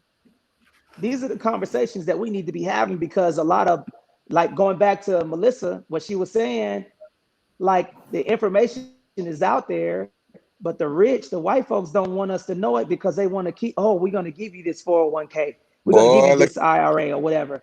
Pennies. You know, you can put up to, bruh, come on, man. Pennies. Come on, man. And it's not about a white and black thing, but it's an employer-employee, because think about it. If you know what they know, then they have less of you to maintain their business. That's right. And That's I'm right. wrong. Hey, Right. and I just want to touch base with Letitia. She said, I don't have a business mindset. What about Flip that stock, Letitia? I did too. We're gonna do flip that stock. I put the sign up in there for you too. So that's one thing I want to say about the So here's the thing I want you to realize: if you doing stock, you got to pretend like it's a business as well, because you can flip stock and you treat it like a business. The thing is, business mindset is just the same thing you're doing as an employee, but you just now betting on yourself. Yep. You know, so when it comes down to this, here's the thing. Here's how I look at it. I don't know how many guys have seen the movie The Matrix. The Matrix, where you're doing the same routine every single day. That's corporate America to me. The Matrix is corporate America. When you come out of the Matrix, when you become Neo, the one, that's when you become a business owner. Because now you betting on yourself. You starting to see things totally different. You start seeing different type of benefits that happen out there. And you got to constantly keep fighting to survive, to not be back in the Matrix.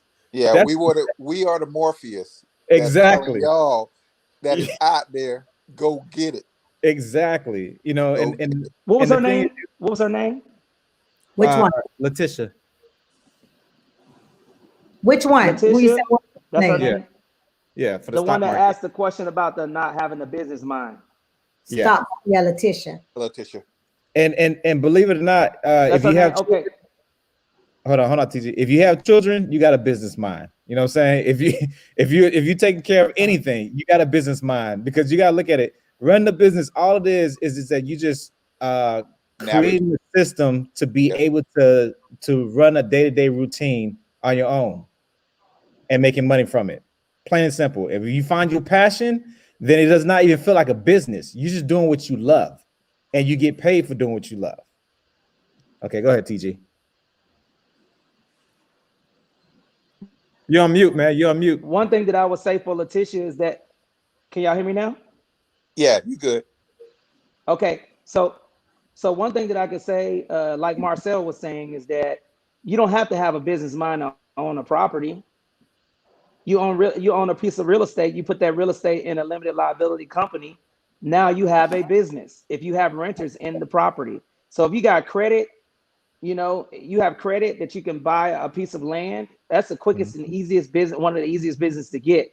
The one thing I like about real estate is that if I put my money in Google right now and I bought 100 shares of Google, if Google goes out of business, I lose all of my money. If I put a renter in my property and the market crashes, I get to deduct my losses for not making the money. So regardless, if I pay $1,500 for my mortgage and I only can get a renter in there for $1,400 because of the market is different or there's a lot of inventory for rent, that $100 I get to write off. Plus I get the tax deduction for having for the depreciation of the property for 27 years. So real estate is one of the quickest ways for you to get a business, and that allows you to put your kids in that in your corporation and pay them a salary wage over $12,000 a year without reporting it to Uncle Sam, and build wealth for them and income and credit, so you ain't got to co-sign it for they punk asses when they get old. So there's a gazillion things that you can do I ain't co-signing for shit. I building my kids' credit right now. You know, I'm building their credit up right now. They both have houses already. They both have trusts. And they're on my credit card. And when I go pay for groceries, I charge their card. And when they want to buy something, you know, I pay them. I teach them how to earn their own money. Invest Simple in concept. I put them on my line of credit, right? And then they get paid on the 1st and the 15th for doing chores instead of me paying for a maid. I was paying a maid to clean my house. I said, I got 2 kids in here. Let me teach them how to clean, and I pay them on the 1st and the 15th, and they go by the 70-30 rule. 70% they get to keep, 30% they got to save. And guess what? I got a little book. Next time I come on here, I'll show you 7 and 9 years old. They know how to add and subtract. So guess what? They balancing their checkbook. So when they go to the store and all of that stuff, they pay for their own shit. I don't pay for it. Brother's really talking now, because now you're getting to the level you're talking about tax exemptions and things of that nature. Now you got your own kids working as your employee for your business at home doing chores. Yep. Those are major tax write-offs that people don't. Yeah, we interested in the EIC during income credit. That's about it as it relates to kids. That's all we need. Earned income credit for your employees, and our major tax write-offs. You got to know the game. Contributions, man, major contributions. Yep. And another thing, Docs, and TG and Marcel and Doc, for all the brothers out there, and y'all may get mad when I say this. Oh, snap. If you pay child support and you look at the amount of money that you paid on a monthly that you was upset about based on whatever happened in your relationship, which equals to thousands of dollars. Just imagine if you took that same money and effort and put it into the SEP IRA like Tony told you. Where do you think you'll be sitting in 10 to 15 years? Yes, I know what you mean. So think about it. Don't be mad, be smart. Absolutely. Because if you are forced to do that, why can't you force yourself to invest in yourself as well? Just think about it. That's a really, really good one, man. It's funny that you said that, because I told the mother of my kids, look, I could pay, you could get all of this money, but I could set the kids up for success. This is what I have: a UTMA, Uniform Trust, gift of UTMA. Look it up. UGMA, Uniform Gift Account, 529 account, property, land, savings, and checking account. That is the combo for success for your children when they get older. The 529 is used for college. The UTMA is Uniform Trust Gift Account. It's a minor's account that you can put money in there. You can gift them up. You can gift them as much money as you want to.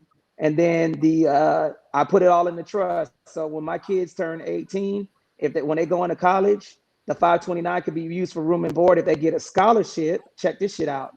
529 account is for room and board. So you can put money in the 529 account, and it can accrue interest over time instead of them paying for room and board on campus, especially with the way things are going right now. I've been saving all of this time. Why not just buy them a parcel of land? I already been saving all of these years for their college. That is so they can focus on school and get good grades. And then the money that I've been saving for their entire life, that's for them to pay mortgage for only 4 years. Exactly. So if you think about it, a property in Florida or Texas, a mortgage is nothing, maybe what, $10,000, $12,000 for a condo or something like that a year? Yep. So think about it. If you have $50,000 saved up for your children, that is for them to pay a mortgage for 4 years. If they move out, that property, they have equity in the property. You've already paid it. They can get roommates and they can pay half the mortgage. And now you're teaching them how to leverage a property that you bought. You enable them to buy when they become kids. So it's about forward thinking. Yeah, Mhm. I'm glad you said something about that, and just want to touch on this. Damn near every single millionaire invest in real estate. Real Yep. estate is the number one industry where a lot of the millionaires make their money from. So it's just like how Tony said that, get some rental properties or whatever the case is, or just buy some land and just sell it, flip it, whatever the case is. But real estate is one of the number one industries where people make money because there's not enough of land, and it's going to keep increasing in value over the years. You can't make new land unless you live on a volcanic island. So for those who don't have the business mindset or whatever the case is, you do. You just kind of limit yourself by thinking you don't. So words are very powerful. Just always know you can learn new skills every single day, and just look into things that's a little bit easier to attain, like look into real estate and invest in yourself. That's all I got right now. Yes, and if you didn't know, I'm a realtor. I service Florida, Georgia, Alabama soon, and North Carolina, but I can help you in any other state that you're in. And if you like a guy's point of view, I'm a realtor too, so you can hit me up. So is Tony. Tony's also a realtor, but He jumped off. Okay, I'm just letting you know I do Florida. Florida, Georgia, Alabama, North Carolina, and any other state, I can get you there. And Tony- if anywhere else outside, let me know. I'll get my license out there. Okay, M&Ms. I love that M&Ms. Go ahead, y'all. Yeah, I know I'm on my serious stuff. I'm on my serious stuff today, man. But it's like, here's the thing, man. Look, land does not cost a lot of money, man. And think about it, they're not making any more of it. So look, you can get a parcel of land for $15,000-$20,000. That's that damn Escalade that you wanted to get. Fuck that Escalade. I'm about to get some land. Hold on to it. They're going to develop that land eventually.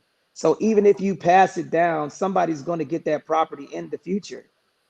So I'm just being 100 with y'all, man. Look, it is not hard to become a successful person, man. It's not hard to become, even getting out of debt or cleaning up credit. You just got to just do it, man. A lot of people say we'll make excuses for not doing it.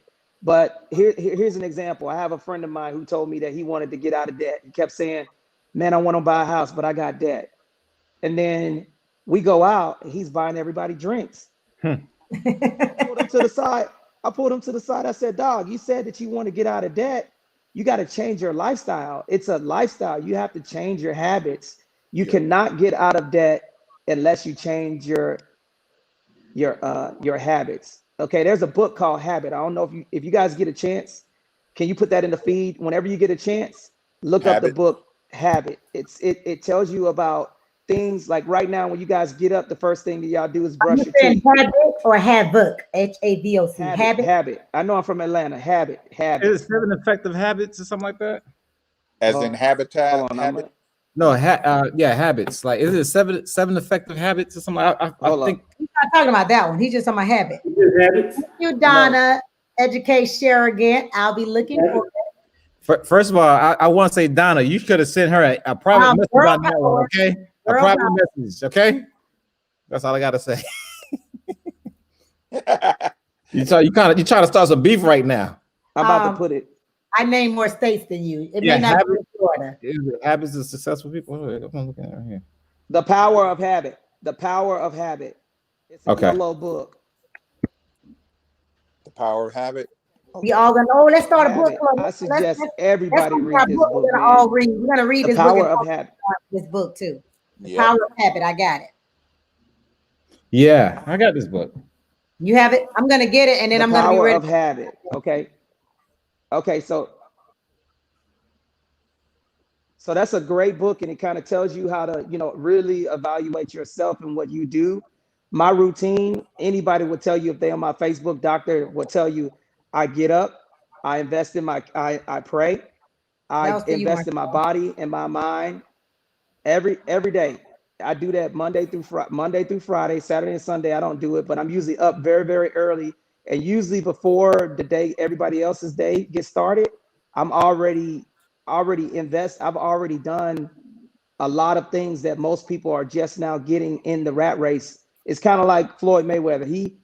He trains while people are not training. You got to have that same mindset where if you want to invest in something or if you want to do something, then you need to be doing the research before everybody else does. If you want to get in shape, then you need to do it before your day starts, because if you go throughout your day, you're not going to be at your fullest capacity. But if you shift your thinking, like most people get up, they search Facebook. All right, I'm going to give myself some discipline to where I'm going to work out for 15 or 20 minutes every single day. And then eventually that'll become a habit for you. So that book talks about that. And that's been a prolific book in my life in regard to evaluating some of the things that I do. You know, I try to read, because I had an issue where I was not reading books. And I used to read, my thing was to read a book a week. And I used to be that way. And then I got away from it because I was on social media. And then I went to social media. When I was reading that book, I looked and I saw how much time I was spending on social media. And I checked my Facebook 22 times in a day. Sick. You know, you don't know it because it's a habit for you. But I started to replace. We can say that, Tony, but yeah, that's the average, believe it or not. Yeah. That's the average. So I figured out, okay, well, let me replace, I'm gonna start limiting my time and changing my day-to-day activities to invest in myself and earn the right to get on Facebook. So instead of getting on Facebook, I said, all right, when I want to get on Facebook, I'm gonna do 50 push-ups. Then I'll get on. And then I stopped using it as much, but I replaced it with something positive, investing in myself versus investing in something that I'm not going to get a return out of. Well, I'm like you, Tony. If I got to learn how to get up and make sure I kick the rooster in the ass, I'm good. I'm good. Indeed. Excuse my language, Doc, but that's what I'm like Tony up so early and doing this thing that he kicking that rooster in the ass to get it done. So that's Tony up early because he's on California time. Okay. Yeah. That's a whole different thing over there. Yeah, it is. It is. But I like that, and I'm definitely going to find that book, download it tonight, and start and get on it. It's a great book, man. It'll definitely change your life. Yeah, I'll be talking about it next week. So I too will be getting that book. Hey, Doc, can I ask you a favor? Of course. When you do your podcast, why don't you do it? I think you'll probably get more. I don't know if you already do this. You might already do it, but before you come on, I know you put the topic on there, but how about you put on there who's going to be coming on? Because I think that people follow a lot of the people that's on here. And if you put who's going to be coming on, I think you'll probably get more pull-through on your audience. Well, I'll put it, but we do okay. I pull all right. But y'all call the crew when I say because I don't want to get on.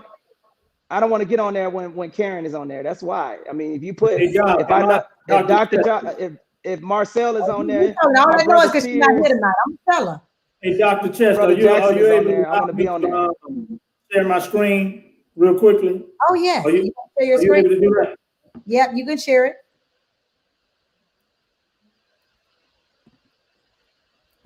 You can share it. How you do that? You Are can share the screen on this thing? Share Are you on screen. the computer, Dr. Jack? I'm sorry? You on the computer? Yeah, I'm on the computer. You should be able to do it. You should just hit share screen. Yeah. Okay, it isn't popping up. Try it now. It may be on my end. Okay, I got you. You got it? Yeah, but it's showing me all this other stuff. It's showing. Hey, that hotspot ain't allowing you to do anything now. It's showing Pornhub, Doc. Hotspot alone. Hey, it's on some Pornhub. That's what TG said. Pornhub, man. You can actually even put it on. I can't. For some reason, I can't even type anything in the chat box.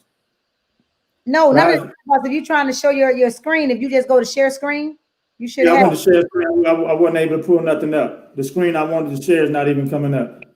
The clip, the quick 1 minute video I wanted to show is not even showing up. Say again. It say Club Nikki on there. It say Club Nikki. Body tap. Magic City. Nikki, You want to send it to me and I share it? The wings are good. Yes. The Nikki wings are 3. good. Send it to me to Gmail, to my Melissa Chester 3 Gmail, and I'll. The wings are good. Oh Lord, he said the wings are good, Lord. Oh, the wings are pretty good though. Boy, y'all Next crazy, week. man. As long as he don't say Montre, hey, I know he's been there because the wings do go hard. hey Tony, as long as he don't say Montre, I'm good, man. Come on, man. You know I know about that one. We know you do. We know you do. Uh-oh. Yo, Doc, what email you said you Y'all want there? me to send that to? Melissa Chester 3. Now the whole world got your Gmail. They're gonna be flooding your inbox. It's okay. They don't know who it's at. And we talk about and Tony talked about habits, and he's actually right, and that is huge. And I start my day off with a simple habit, which is monumental for my mental state. And I actually just sent it to you, Doc. It's a YouTube clip that I utilize often when I'm speaking, and you may have seen it. And this is something just as simple as making up your bed.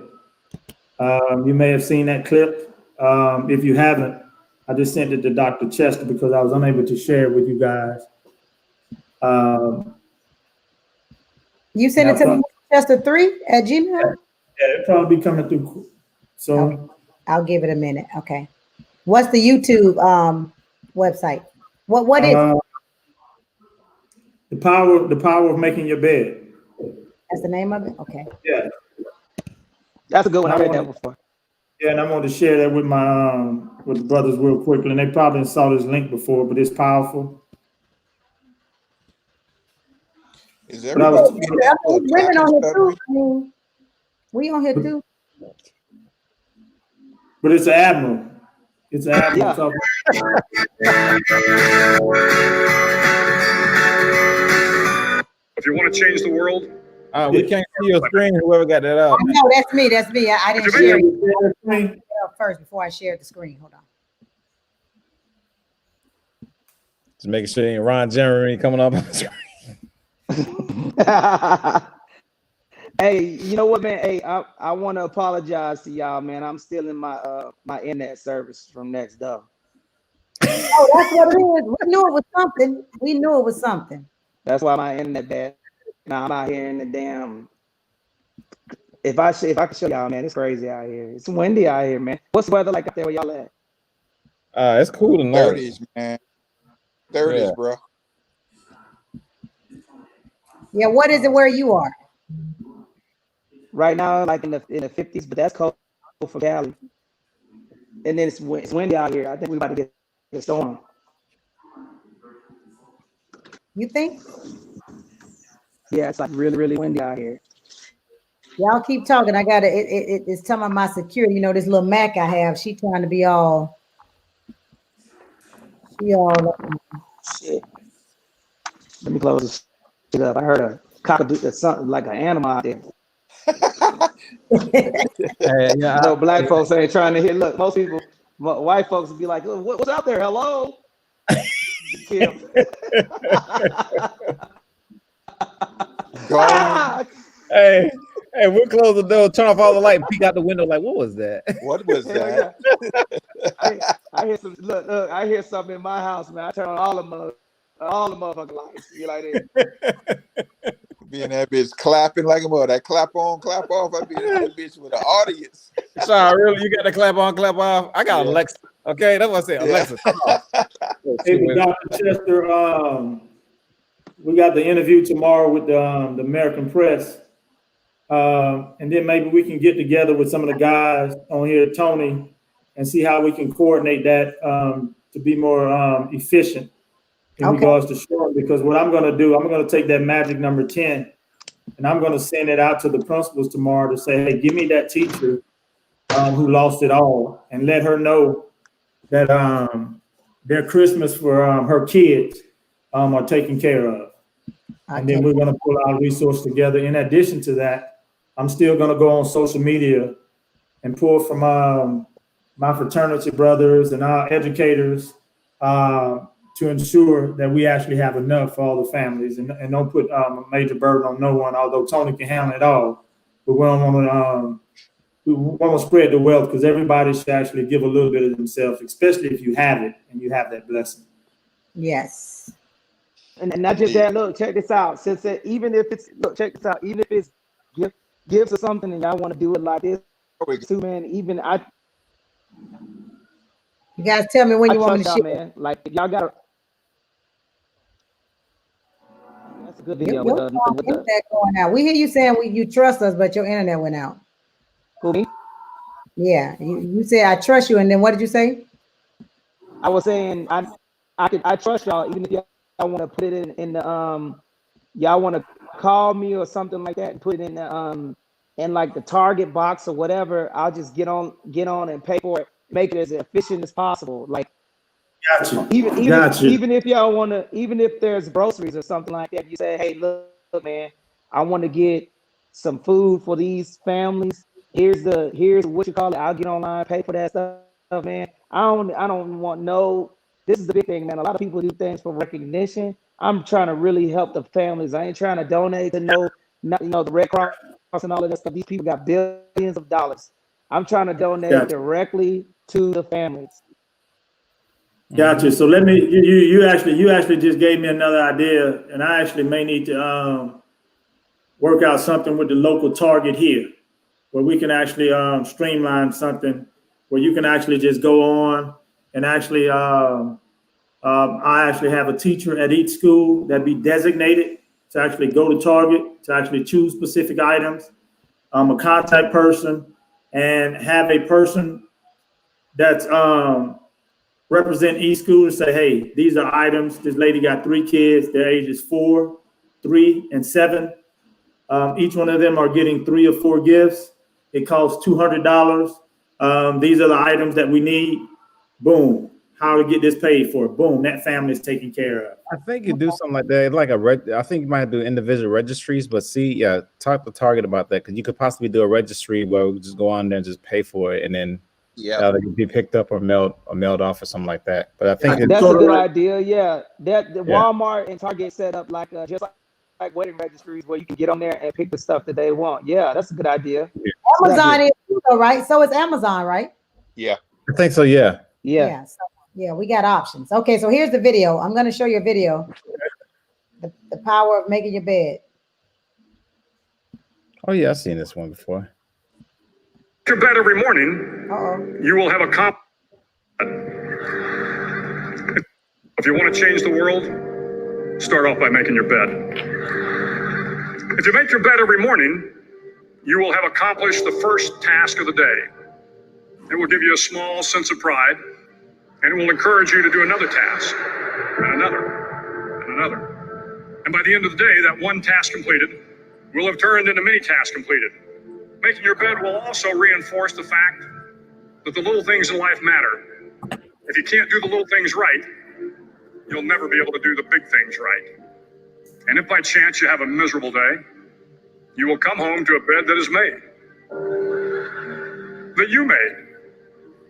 And a made bed gives you encouragement that tomorrow will be better. To pass SEAL training, there are a series of long swims that must be completed. One is the night swim. Before the swim, the instructors joyfully brief the students on all the species of sharks that inhabit the waters off San Clemente. They assure you, however, that no student has ever been eaten by a shark, at least not that they can remember. But you are also taught that if a shark begins to circle your position, stand your ground. Do not swim away. Do not act afraid. And if the shark, hungry for a midnight snack, darts towards you, then summons up all your strength and punch him in the snout, and he will turn and swim away. There are a lot of sharks in the world. If you hope to complete the swim, you will have to deal with them. So if you want to change the world, don't back down from the sharks. Over a few weeks of difficult training, my SEAL class, which started with 150 men, was down to just 42. There were now 6 boat crews of 7 men each. I was in the boat with the tall guys, but the best boat crew we had was made up of the little guys, the Munchkin crew, we call them. No one was over 5'5". The Munchkin boat crew had one American Indian, one African American, one Polish American, one Greek American, one Italian American, and 2 tough kids from the Midwest. They out-paddled, outran, and outswam all the other boat crews. The big men in the other boat crews would always make good-natured fun of the tiny little flippers the Munchkins put on their tiny little feet prior to every swim. But somehow these little guys from every corner of the nation and the world always have the last laugh, swimming faster than everyone and reaching the shore long before the rest of us. SEAL training was a great equalizer. Nothing mattered but your will to succeed, not your color, not your ethnic background, not your education, not your social status. If you want to change the world, measure a person by the size of their heart, not by the size of their flippers. The 9th week of training is referred to as Hell Week. It is 6 days of no sleep, constant physical and mental harassment, and one special day at the Mud Flats. The Mud Flats are an area between San Diego and Tijuana where the water runs off and creates the Tijuana Sloughs, a swampy patch of terrain where the mud will engulf you. It is on Wednesday of Hell Week that you paddle down to the Mud Flats and spend the next 15 hours trying to survive the freezing cold, the howling wind, and the incessant pressure to quit from the instructors. As the sun began to set that Wednesday evening, my training class, having committed some egregious infraction of the rules, was ordered into the mud. The mud consumed each man till there was nothing visible but our heads. The instructors told us we could leave the mud if only 5 men would quit. Only 5 men, just 5 men, and we could get out of the oppressive cold. Looking around the mud flat, it was apparent that some students were about to give up. It was still over 8 hours till the sun came up. 8 more hours of bone-chilling cold. The chattering teeth and the shivering moans of the trainees were so loud, it was hard to hear anything. And then one voice began to echo through the night. One voice raised in song. The song was terribly out of tune, but sung with great enthusiasm. One voice became 2, and 2 became 3, and before long, everyone in the class was singing. The instructors threatened us with more time in the mud if we kept up the singing, but the singing persisted. And somehow the mud seemed a little warmer, and the wind a little tamer, and the dawn not so far away. If I have learned anything in my time traveling the world, it is the power of hope. The power of one person, a Washington, a Lincoln, King, Mandela, and even a young girl from Pakistan, Malala. One person can change the world by giving people hope. So if you want to change the world, start each day with a task completed. Find someone to help you through life. Respect everyone. Know that life is not fair and that you will fail often. But if you take some risks, step up when the times are the toughest, face down the bullies, lift up the downtrodden, and never ever give up. If you do these things, the next generation and the generations that follow will live in a world far better than the one we have today. And what started here will indeed have changed the world for the better. Powerful video. Powerful video. I just wanted to share that with you all before I actually left out one little simple thing, couple simple things. Sing if you're the only one singing. Definitely make your bed every morning and have that hope. That's pretty much it. And actually, Tony actually set that up, man, with the those habits. And it starts off with simple things like before he log on to Facebook, he's meditating. Every time he think about logging on to Facebook, he actually does push-ups. So he actually gave me some motivational pieces right there, and I appreciate you, brother. I'm about to tune out, man. I got some couple emails to send, and Dr. Chester and I got an interview in the morning, and I got some stuff within the community, and the Department of Education is coming into a couple of my schools. And it was a pleasure speaking with you all, brothers. And appreciate you, Tony, Sean, Yep. Marcel. I'll be in contact with you guys, man. Thank you for being a blessing to those families, man, because they don't have nothing, man. They don't. Nothing. They don't. When I tell you, brother, that they don't have nothing, man. And you wasn't on here, Tony. Tony, I got families that are sleeping in tents. I got people who That's got crazy, trees on half side of their homes. On half side of their homes, they don't have the insurance to cut the tree off their home, but the other two rooms on the other side are still good. Where's this at? What is it? A storm or something that happened out there that I missed? Hurricane Laura at the end of August, man. And then 3 weeks later, another Hurricane Delta hit. Lake Charles, very little coverage. But man, we living in the third world out here, and the kids are still coming to school. So man, this little blessing is going to be great. And I just appreciate you guys. And I'll be in contact with Dr. Chester, who's going to be the connect between us. And thank you guys for the idea of setting up the registry. I have my secretary do that and organize all of that, man. And that'll be cool. I might take you up on that, Tony, to come on down here, man, and present that to these families and let somebody know that somebody's from Atlanta, somebody's from Florida, somebody's from Daytona are thinking about y'all, and you're not alone. We're not going to let you just sit here and suffer. So I appreciate you guys, man. God bless you. Okay. God You bless got you, it, man. All right. I'm gonna tell you All right, something. man. It's crazy that you played that video, man, because look, I'm gonna show y'all a picture. Can y'all see that skinny guy right there? Ooh, That's your brother. boy. That look like you in that. That's a devil dog, boy. Yeah, so You already know. You already know what he. It looked like they had you in the sun for a long time in that picture. Hey, I was dark in that picture, man. But what's crazy about that is that everything that the San Diego, the Buzz, and all of that stuff, I did all of that stuff, man. And my brother over here, he'll tell you, like, I trained Marines. I made the Marines that trained the people to kill for 7 years, man.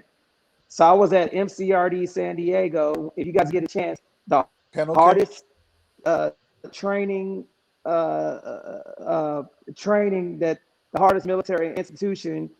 I made those people who trained the Marines for 7 years, man. So I got a lot of my habits from that stuff. And I'm telling you, man, that being in the military did teach me a lot of great things. But the military, the downside to that is it's a bubble, man. And when you get out, if you're not prepared and you only put your eggs in that basket, fortunately enough, I was able to see both sides of it. So, man, I'm telling you, man, even just getting on here and listening to y'all and all that stuff, man, I'm ready to get out there. I'm ready to make an impact, man. I'm fired up, dog. So you let me know what's happening. You know, if I could plan something to where I could get out there and help those people, I'm down. I don't have to be out there right now, but if you hit me up this week or the weekend, let's go ahead and block off some time and to where I could go ahead and set up those gifts for gift food, whatever. Just let me know. We'll make that happen, brother. I'll be in contact. Appreciate you. All right. God bless. Take care. Right. All right. So how y'all want to y'all was so deep tonight. My black men was deep. Y'all, they weren't on here joking with y'all. They was shedding light and dropping knowledge. I mean, it's gonna really be some people in y'all inbox tonight. I took my medicine today, man. So I'm ready to go ahead and get in the bubble bath, though. I appreciate you taking your medicine tonight, and I know Keisha and others appreciate it too, because you be having our stomachs hurting over here. We just Tony, don't know. Tony, stay out that Robitussin, man. Stop. Hey, longest Karen shave her back, man, because I know her back hairy. I'm going in on that ass, and she ain't on here because I know she got back hair. She needs to perm it. Put a perm on it.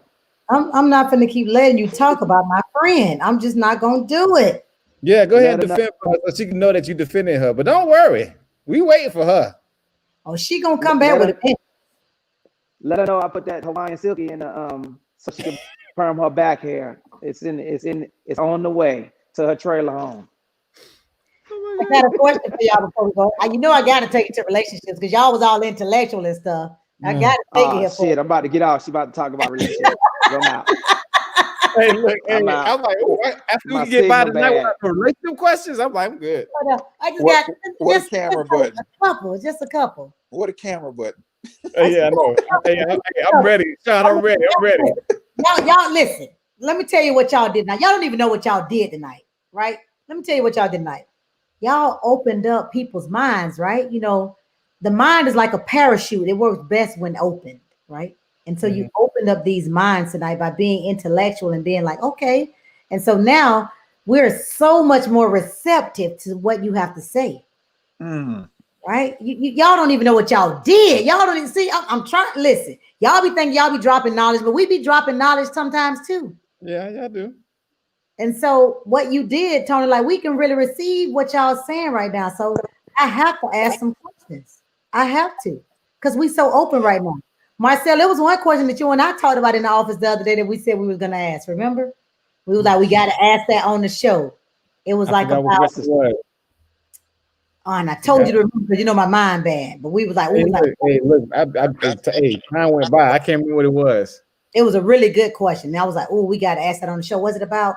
I know somebody asked me like, why we'll never talk about SEX on the show.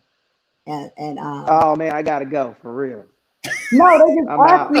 I was like, because that was I'm out, man, because I know look, man. I'm not about to ask it. I'm just telling you what was asked of me. Some people don't, you know. We jumped out real quick. Some of y'all listeners don't be washing their ass. So just saying. all that positivity you dropped, you gotta go there. Hey, yeah, hey, bros, y'all ever been to like a party or something and then y'all go in the bathroom after somebody that just went in there? You sit, you sitting in there. You having all them dirty parties. Don't nobody be in the party like smell like that garbage. It smell like that change. That's in your cup holder. With all that badussi in the room. That be y'all. It smell like you smell like that change that's in your cup holder. You know that change. What did you say, Tony? What did you say? It changed to be in your car. Like, that change that be in your cup holder. Boy, you was on, boy. Should have known. I shouldn't have even. Y'all, I'm sorry. I'm gonna open up a free. I'm gonna open up a free Pepsi. Relationship questions. He starts with all this humor and all the comedy. All right, man. What's the question, Doc? Now, you guys know you were talking, you guys, I mean, all y'all about y'all business. You about your business. Can you be with a woman who's not as business savvy and she's maybe not as financially secure and grounded as you? You mean, can we bring her along? Be with her, yeah, bring her along. Can you do it? Yeah, I mean, that's about I can't stand y'all. They sold off. I can't stand y'all. I can't. You know what, Sean, go ahead. I want to hear your response, but I'll tell you. I'll tell you mine. Doc, I'm gonna just say it like this: you got to have the seed to be planted. So if she doesn't have the seed, so she got to have some type of potential. She can have the potential, and I can water her, feed her, and give her sunlight. But if she doesn't have the seed, which means if she doesn't have the understanding or the want to, then no, I can't bring her. I wish Karen's on because I know we had this topic and Karen got a little attitude when I said my comment. Yeah. But I'm going to say this. I'm no longer in the potential business. Oh, go ahead. Go ahead, Sean. No, go ahead, Marcel. I'm no longer in the potential business. I'm not part of the Build a Bear project anymore. I'm at a point in I hate to say it. Yeah, hey, you want to be real, be real. I did. I wanted it. I'm at a point in my life. You got to come with it, and as long as you have some drive and you're ready to make it happen, yes, let's go ahead because you may need a little direction. The secret. Yep.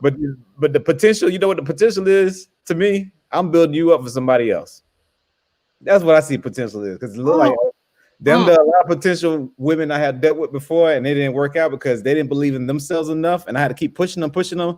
And then when it ended and dissolved, and they think they're doing better without me, and then they say like, I should have stayed with you, this and that, and then they start doing the things I, advised them to do. I ain't gonna say told them, advised them to do, because they want to try to get back with me because I said all the things I do like, and then I'm no longer interested because we grew apart. I can't So, invest yeah. in nobody. I can't invest in nobody who need a room, who got a roommate. You got a roommate? Nah, Jack. That means you need my help. So look, I cannot invest in anybody who can't invest in the damn self by themselves. Nope. Okay. Sorry. Sean. So I guess I'm the oldie salty because my boys like hell to the no. But No, it's all about where you at in life right now. Right where I'm at right now. I mean, yeah. Nah, I mean, and the crazy thing is that's why I stay single. It's by choice, not by force, by choice, because I meet a lot of good women, and I'm telling you right now, women. There's a lot of good women out there. There's a lot of good women, and I used to say this to all my boys, and the hoes are winning, but there's a lot of good women out there. It's a simple fact that when it comes down to presenting yourself, the value. I think we talked about this, Sean, like a few weeks ago. A lot of women put their value at the JJ instead of their mindset or what they I'm not gonna say accomplishment, but like what they values at. They're like, oh, he wants this, so I'm gonna make him work hard for it, but whatever the case is. And hey, cool, whatever your agenda is, you can do whatever. But my thing is, when I meet someone, hey, you got to be on the mindset. Hey, look, you know what? I meet this guy. This guy's doing all this, and that, whatever case is.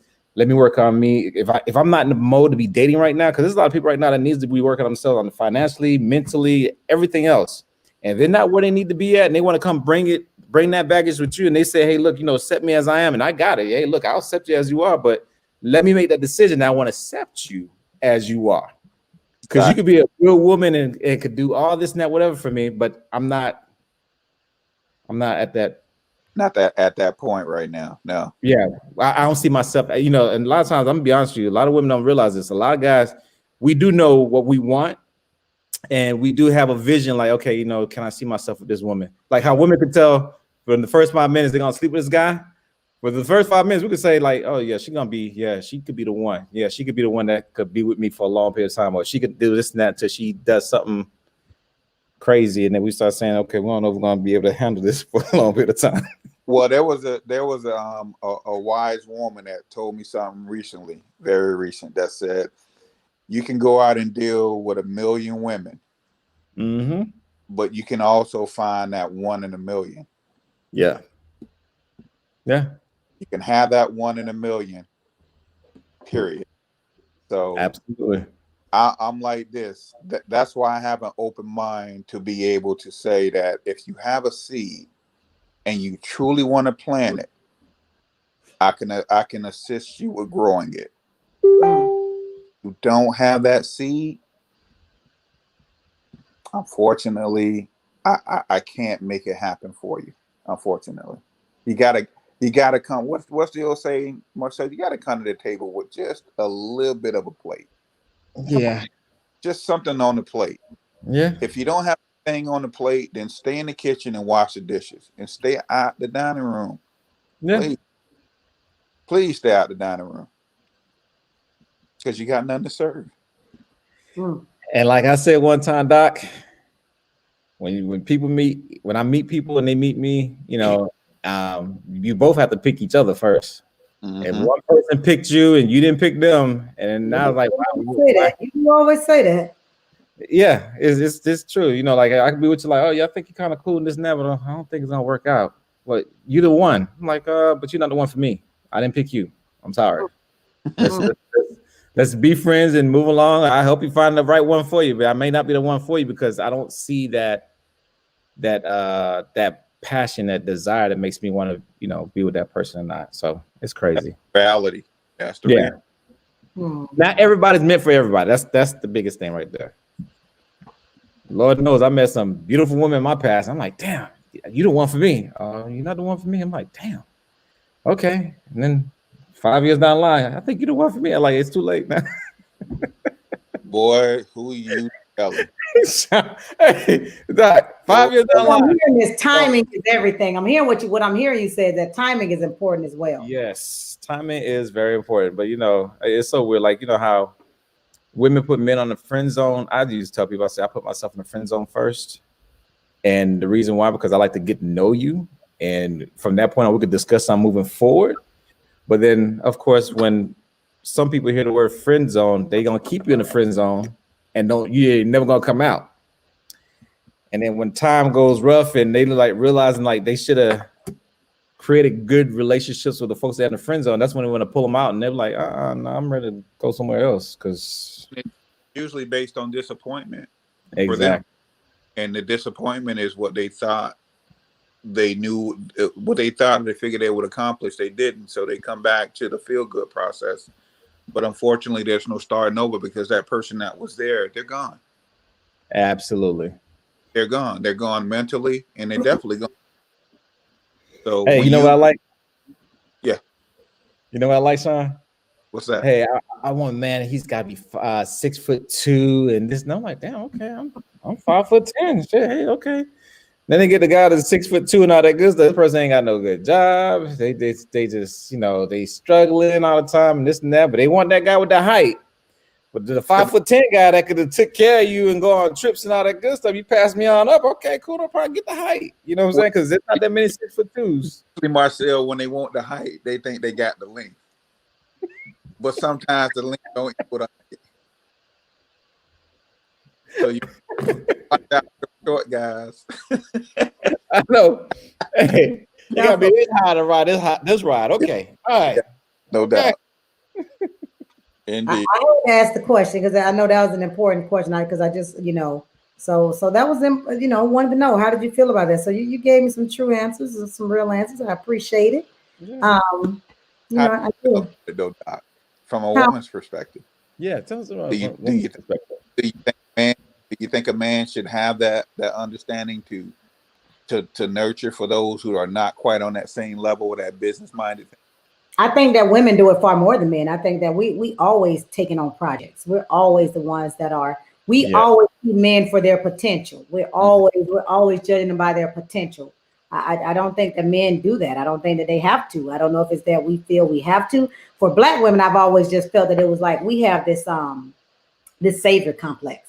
I'm gonna save that man. I'm gonna be the one to make him. And we I've said it before. I told you. I think that women we have egos. Men don't. We always think that we the one to change it. And Tony said it a couple shows. You all said it a couple shows. Hell, I think like if you got him, if I got her, anybody can get her on the first night. Whereas we think completely opposite. We think, oh, I was special. I was the only one that he does that with. But you all think in complete different terms. It's just that's when that men are from Mars, women are from Venus. I think that's when it rings true. Indeed, that's the understatement right there, boy. I think the biggest, your biggest pros is sometimes your biggest cons, and that's the nurturing side of you. That's the strength and weakness in y'all. Women is the nurturing side because you have that broken bird capacity. You see something that's broken, is you feel like you got to go in there and fix it. You're like, wow, this man is hurt. I could do this and that to make him happy. Or he's doing this and that. I can be there to try to support him and all that good stuff. And it's that nurturing side of you that's your biggest pro and also your biggest con. And when I say biggest con, because sometimes some men can use it as a manipulation type thing, like, okay, I'm gonna play to your weakness. I'm gonna throw that guilt on you or whatever the case is, so you can be around me or be with me or string you along or whatever the case may be.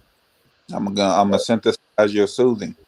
If you can sympathize that soothing, and it goes to the old saying, if the shit ain't broke, don't fix it. Exactly. Unfortunately, you find out too late that it was never broke, and you're trying to fix something that don't need to, A, may not need to be fixed, or B, just don't need to be fixed at all. Yeah. Right. Agreed. Yeah, that was one question that I had. I wish I could remember that question that me and Marcel had that day, because it was a really good question, but I cannot remember what we said. Oh, yes. Okay. I it's a little bit. Is that it was off of what is it? TikTok. When the guy said, oh yeah, some women only deal with men beneath them, because when they meet a man that's like doing good or doing better, they don't know how to handle that, because when that guy speaks, sometimes it's like you feel like they can't you can't really fix the guy that's got these stuff going on, so they feel inferior and they feel like they don't deserve that type of person, something like that, right, Doc? I think he said something like that. Yeah, that was it. Yeah, that was it. They feel What's that? Substandard. Yeah, they Yeah, feel they substandard. So what they do, they kind of ruin that relationship because they can't be at that same level with that man. On purpose. Exactly. Okay. So what you think about that? A lot of that could be true. I'm gonna, but it also can be from the flip side too, because what's the old saying? If it ain't about the money, if it ain't about the sex, if it ain't about the materialistic, then what kind of game you got? If she got all of that you're trying to give, how you gonna come at her? And most men, if they don't have those 2 or 3 objectives to present to her, and she already got it, they done. Yeah. They feel like, I don't have enough to even approach this woman. I don't even know what to say. I don't even know how to deal with her on that level, because she's already at mine and above. And unfortunately, we got some brothers that's like that. That's how they were trained to go get it, and they don't know nothing else. So the intimidation, the woman becomes intimidating to them, and they just either like intentionally say what's the old saying, fuck it, or they'll just go the other way, man. And it's almost in that same context, Marcel. I swear it is. If you don't have no, what's the old saying? If you ain't got no game, you done. Yeah. But what kind of game or what kind of level is it? Because okay, let's put in Dr. Chester. I'm just going to use you as a perfect example. Okay, Dr. Chester has everything on a female side that a male may possibly want to achieve. Okay, but if you lock Dr. Chester in the room with another brother of lesser standard, and he had to have a conversation with her, how well you think that would go, Marcel? Doc will come down like, don't even talk to me. Don't even talk to me. I'll be nice about it, but I actually think it's the opposite. I think you'll put him in the room, and I think because of how, and I don't want to use the word desperate, but I'm going to say desperate that women have gotten, black women have gotten. Who think, like, I've seen black men, I'm like, you really have the audacity to think that. Like, you think that you can really win with me, like, because we've been so hungry, so thirsty. Because, but it's all about mindset. It's like, if you believe that there's nothing out there and you believe that I got to settle for this, then you're going, what you allow will continue. That's what you're going to have. Yeah, and but some women and some men are not going to compromise, Doc. You don't think so? Mm-mm. And latter time, compromise. But what I'm saying is men have become so much more confident because, man, I mean, I hear like, my husband and some other guy, they be like, man, it's easy out here for dudes, man. It's women draws for a nice dinner. Like, I mean, it's just, all you gotta do is just have a nice dinner date. And it's so, the dating world sucks. It's not like what it used to. I'm gonna be honest with you, it sucks because like back then women used to have the pick of the litter. Now us men have the pick of the litter. You know what I'm saying? And it's so weird because I can easily say it's more good women out there than you can find more good men. But when I look at how the times that we in, remember that nurturing side I said to you? And that nurturing side is one thing that can hurt you, but then there's another thing is that loneliness that a lot of women have because they want to be with a good guy. They want someone to care for them. They want someone to provide a protector. They want all that. And when you're in the market and you looking, you have all these guys, all they do is want to play games, or they're not really trying to take you serious, or they're not trying to keep up with communication or consistency. The things that brew a good, stable structure or relationship or foundation. It's not being established because we're in a microwave society where okay, I like you. We need to do it like right away. Once we leave the club or once we leave this establishment, you come to my house, I come to your house, we gotta get it in. You know, I'm not trying to get to know you. I'm not trying to go your last name or whatever the case is. That's the society that we're in right now. Man. So it and like you said, when you put a guy that have less than you in the same room, his confidence level will come up like, oh shoot, I'm about to come up if he can pull you.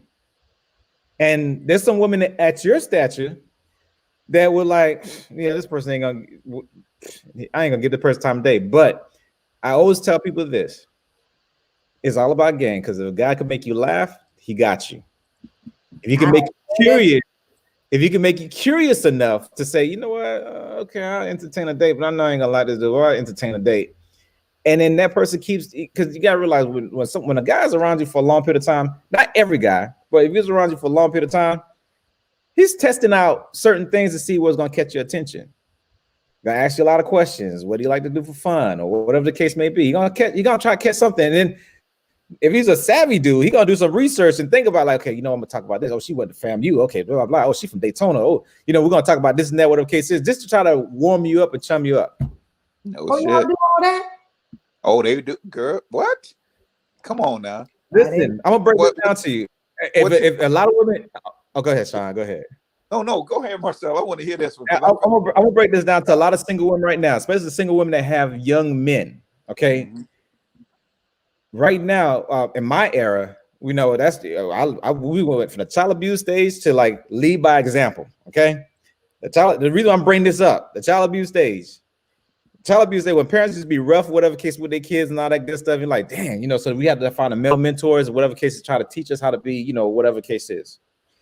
Now, lead by example. Moms don't want their sons to be out in the streets. They babying them, they cradling them, or whatever the case is. So now these young men are becoming young. They're becoming young adults. Now, when they meet a woman, they try to find a woman just like their mom. Oh, you gotta take care of me. Oh, you got your own place. You got this and that. Oh, I could be with you and just live up in your house, eat up all your cereal, play video games all day. Oh, I gotta work. Okay, I go work. I can't find no job. This is the type of society that you're seeing right now. A lot of these young men are looking for women to come up on because they want a woman like their parent. Yes, like their mom. Yeah, their mom say, hey, look, don't go out there and work because I don't want you going out there working. You know, I want you to go to school and this and that, whatever the case is. Oh, you want something? I got you. And a lot of single moms are doing. I see it. I mean, I meet some single women I dated. I'm like, dang, this kid, you gotta make him work. God, you just don't want him to go. I don't want him working. This kid is 17. You know what I'm saying? Tapping the hell out of them for a future of the exact same DNA. Yes. So now, and then these young men, they have confidence. Oh, you got it going on. What's up? Let me holler at you. Blah blah. Whatever the case is. Oh, you know, I can do this. I can cook. I can clean. Now they say all the stuff that women like to hear. Because I'm be honest with you, we understand a lot of y'all lonely. So if y'all lonely, hey, you know what? Let's go out on a weekend getaway. Let's go do this. Let's go do some fun things or whatever the case is. Because you're not doing that much stuff. Because I'm be honest with you, the good women now these days are working, hang out with their girlfriends every now and then. They be at home reading books, watching TV, you know, enjoying being inside their house. You know what I'm saying? If they go out with every now and then to go out to a concert or whatever the case is, that's when a good woman come out. Mm-hmm. Comedy club when it's exactly. Hey, I'll be honest with you. I mean, when I was involved with someone or you know, they call sand to the beach, whatever the case is, you know, I'm like, okay, cool. You go out with my lady, whatever. I'm like, I said, where are these women coming from? I've never seen all these good-looking women. Like, where they came from, Atlanta? You know what I'm saying? Like, I'm like, wait a minute, this landscape is different. But it's always when an event happens, and you're like, whoa, wait a minute, these are the good women. Look, they all single, they are with their girlfriends, they ain't got no man. Wait a minute, what am I doing wrong? That's what I said about Blues Alley here in DC. Blues Alley is woman's thirst paradise, dog. And Doc, I'm telling you right now, it's so bad. The landscape is so bad in certain areas and regions, like DC, Chocolate City. I know this. ATL, I know that. Atlanta, New York. Women are so bold; they step up to men now. Hey, I know. You know, I was telling you about that, Doc. I know you were. And Doc, I'm telling you right now, I was shocked because I was like, wait a minute, this is a setup. Who sent you? I don't know you. You sent it to me. Who sent you? But but you know, like women are more bold now, and I'm like, that's different for me because I like to chase. I do. If I'm not chasing you, I'm so glad you said that. I'm so glad you said it. And unfortunately, like you said, because now they are becoming more assertive and they're approaching. But a real man, most men want to be the person who's pursuing. They want to do the pursuit. Men are hunters by nature. Yeah, we hunters. They're hunters. They don't want to be hunted, so they don't find it attractive. I mean, they're gonna entertain you, but it's not gonna be for something long term. It's unfortunately so easy to get put in that hit lane. I always talk about the wifey lane and the hit lane, and it's just so easy to get put in that hit lane. And I think we as women, we don't understand that, how easily we can be put in that other lane, that the hit list. But Doc, we are being hunted because we're an endangered species now. So we are getting hunted. You know what I'm saying? Like, you're right. We right here, these two, we a phenomenon on this damn planet. Believe Doc. Let me tell you something. I've met some sisters, and when I talk to them, like dating, whatever case, they're like, "Hey, I would have put you wanting to be with a white girl." I'm like, "Why would you say that?" I heard that. That's the way you talk. That's what, like, the way you talk. I'm like, "What do you mean the way I talk?" So you talk so proper, and this. I'm like, "Wait a minute, I'm hood. I just know how to change my scenery." You know what I mean? Like, but it's just the simple fact. I'm like. And I'm like, saying myself, like, golly, I said, what kind of energy am I putting out there for you to think that that's the only, I'm only interested in that one race. You know what I mean? Like, but some women restrict themselves because they feel like they can't be at that level. I'm like, I talk just like everybody else. Yeah. Dude, you know how many times I heard that shit, Marcel? I could probably tell you my pronunciation was like this from young to old, and boy, I would have put you with a white. I was like, no, I said, you really don't know. It's about adaptation. Mm-hmm. You can throw my ass in the jungle. I'm coming out with some leopard skin, iron hat. I'm not coming out. I'm not going to be bred upon. You understand what I'm saying? So it's about adaptation, no doubt. Yeah. I can talk on that level. I can be in that environment. But you can stick my ass right back where I grew up and what I blew up in. Exactly. So don't get it twisted. But yeah, I know how you feel, bro. I've been told exactly many times, man. You too damn proper. Where you from? Right around the damn corner. See that right there? See that right there? See that switch up? See that switch up? Yeah. Indeed. So I know, man. But Doc, you're right. We are natural hunters. Yeah. We'll flatter it for a fraction of a second. Mm-hmm. In the end, even when they come at us like that and we're flattered, we're still hunting. They just don't know it because we're gonna flip it on them quickly. Yeah, no. And sometimes they don't even know it's up. They swear that they seeking and find them, but we hunting them. But we just let them come to us like prey.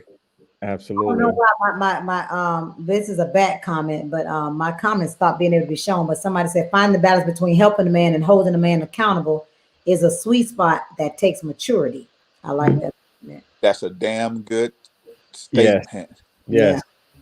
Yeah. Whoever put that, kudos to you because you get it. That's the sweet spot. She said, helping between. There's a fine balance between helping the man and holding the man accountable. That is true. That's true. Yeah. So. Yeah, but I just, I really, y'all just don't know. I want to see more Black love. Y'all know we've been seeing more divorces than ever. And like you said earlier, the pandemic just exposed everything. Yes, I don't understand the pandemic. The pandemic exposed people financially, emotionally, relationally, physically. I mean, just every way you can think of, and it's really been, and I'm just such a fan of Black love, and I'm just hoping that, we Black women, we can figure it out because we need to figure it out. Because I want to. I don't want to see the white girl. I'm sorry, y'all, but I don't want to see it with the white girl. I want to see you making a Black woman happy. I do. I'm sorry. Marcel. No. I tell him all the time. Yeah. Because we have it so hard as it is. It's so hard for us. We don't have the pick. Like you said, we don't have the pick of the litter. I like the sassiness of my sisters. You put me in check. But I used to tell the sisters that had the white friends that they were close to. I say, understand that she's learning from you. You better be careful, because what you showing and what you teaching her, she gonna flip it on your ass and go get that same brother that you look at. Lord have mercy. I've seen a lot. I'm like, I look at the landscape. I'm like, where y'all came from? I've never seen nothing TNA. Wait a minute now. I'm like, what y'all doing around here? They know what we like. So they're trained a little different too. Like you're right. They know what you like. Like they're trained to be, and I used to always talk about this when I taught at FAM. They're trained to be wives and to be nurturers, and they're conditioned for that. We're conditioned to be survivors and to be, you don't need a man and you got to be able to be self-sustaining. And so our approaches to everything is so different. And because when you talk to Black men who date Black women, that's one thing. Oh, Black women, they fuss. Oh, Black women, they complain. Oh, Black women, they always on me. And it's just, it's a conditioning. And it's also because of the perspective and the lens that we come from. And so unfortunately, we as Black women, we've been losing. Yeah.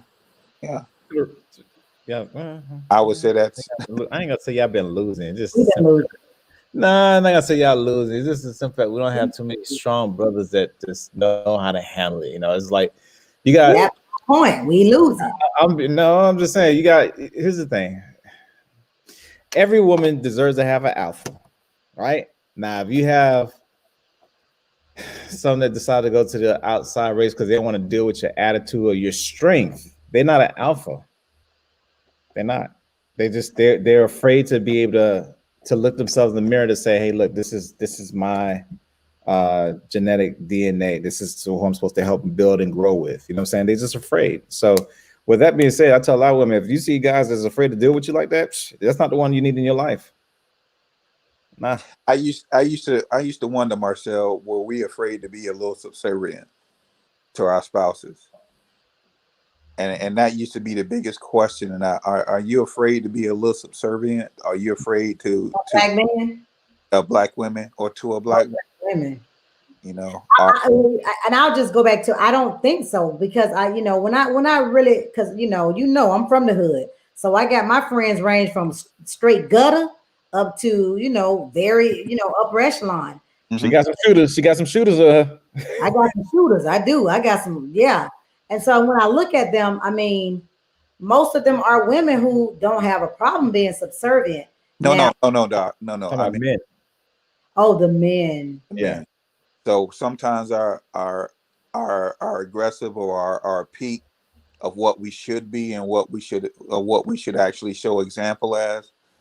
I think a lot of the times we're afraid to show that if it's such a side called a soft side or a subservient. Oh, you know what you made me think about saying that? What's that? Tell me what y'all think about this. I gotta ask all y'all this next week too. Tyler Perry movies, make believe or real life. Y'all know why Black women love him so much, because it gets to the crux of what you just said, Sean. Whether you realize he always has a man that has this perfect balance. He's a man that he knows how to, hey, I need to get you in check. And he's always one that's he's in tune with his subservient or feminine side. He knows how to really like just, and it's funny because I've been watching movies with like different males and counterparts. Anybody acting like that, that was Tyler Perry. And I'm like, but that's why you see, but look at the women who are watching it. Why do we love it? Because we do want that. We do want the Shamar Moores who, dang, dropping your ass off on the street, but at the same time, I'm just trying to love you. Like you won't let me love you, and it's like, Black men, I don't think y'all really believe in that balance, because most Black men hate Tyler Perry movies because they're like, man, that junk ain't real. And most Black women are like, oh, I want a man like in the Tyler Perry movie. Well, some of them don't even want to see him in a skirt. You got something out there like that, or in a dress. They just have that phobia about, man, I can't. You got some guys out there that will look at him like, man, I can't watch no man no damn dress. I don't care how funny. I'm not even talking about even watching the movie. I'm saying when they watch the scenes, all his movies, you got the bad guy and you got the suave. every one of his movies, they have common themes. You got the bad guy, Yeah. the one with the little rich husband. Remember, she put him all through law school, and then he dogged Yeah. her out, and then you had Shema, he was working class. She was trying to, but then that's who won. I mean, every movie you had the one who was I can't even think of the name of the movie, but what she had the two small kids, and he was like, "Hey, I got a son." That was the bus driver. Oh yeah. Joe. So Boris it's always yeah. he's like, "Hey, And I just remember watching the movie. I'm gonna be full of trouble with my husband. He was like, "Ain't nobody doing that." I'm like, "See, that's the problem. That's the problem right there." But- You can tell this. Yeah, but But see, here's the But you thing. see But that Tyler video Perry- come out of when she pulled that pistol out and had his ass hemmed up in the house with a shooting range. You saw that real phenomenon come out his ass because she was gonna put him to rest. But the funny thing with Tyler Perry movies, and I tell people about this right now, what's going on right now, we don't have too many mod deals out there to guide our women. I'll be honest with you, we don't have enough men giving us good role models, and we don't have enough mod deals out there to guide the upcoming women.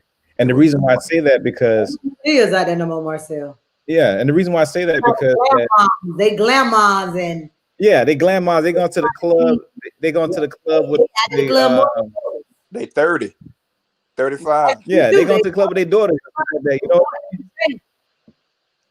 That's true though. They twerking contests against them. Like, wait a minute, we're not friends. I'm your parent. You know what I mean? But I know when he puts those type of shows, he's trying to teach a balance. But I tell you right now, he had too many. I'm not against the Bible or anything like that, but he had too many Bible references, and that's not an ideal household now. If it was like instilled on us like back in the days, then yeah, you'd be like, okay, yeah, we can see why Tyler Perry doing this and that. But now the message that he's putting out is stuff that he was his upbringings, the stuff that he was saying, how to it was always a bad guy, a good guy, and then they always bring the Bible references into the movies and stuff like that. You know what I mean? Mm-hmm. So that's why when people look at Tyler Perry movie, like, nah. Just like when I always talk about Steve Harvey, man. That damn book, Think Like a Man, Act Like whatever that book is.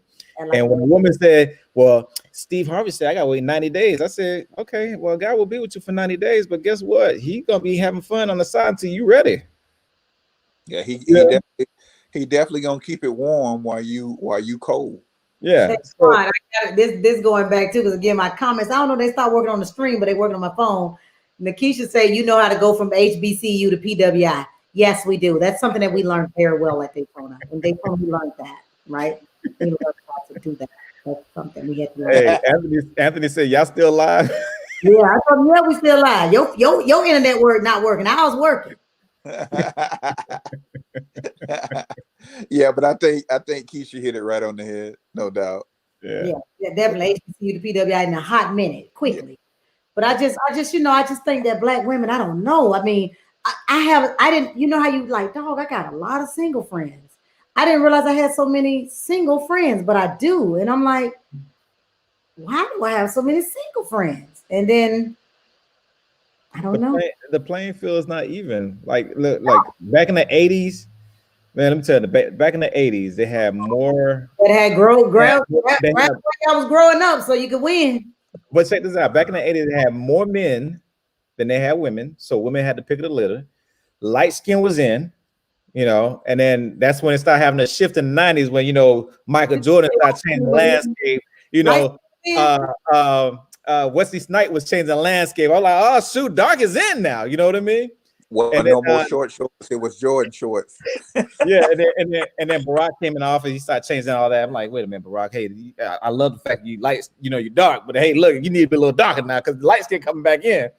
But anyway, it's just the landscape has changed now because now we have more women than they have men, and now we have the pick of the litter. Because I remember one time I had an argument with my ex-wife, and it was a heated argument. She's like, you ain't gonna never find another woman like me, right? And me being petty, I said, good. I know I was being petty at the time. Yeah, but all over you, bro. Oh man, she was being petty at me. I'm sorry. I'm sorry, ladies. I had to be petty at one time because she was hurt my feelings. Okay, but anyway, but what I was explaining to her in a good time, I said, hey, look, what I want you to realize, you're right. I'm not gonna find nobody like you, but there's a lot of good women out there. Don't get it twisted. Mm. And just like how women vice versa, there's a very few good men out there. Don't get twisted.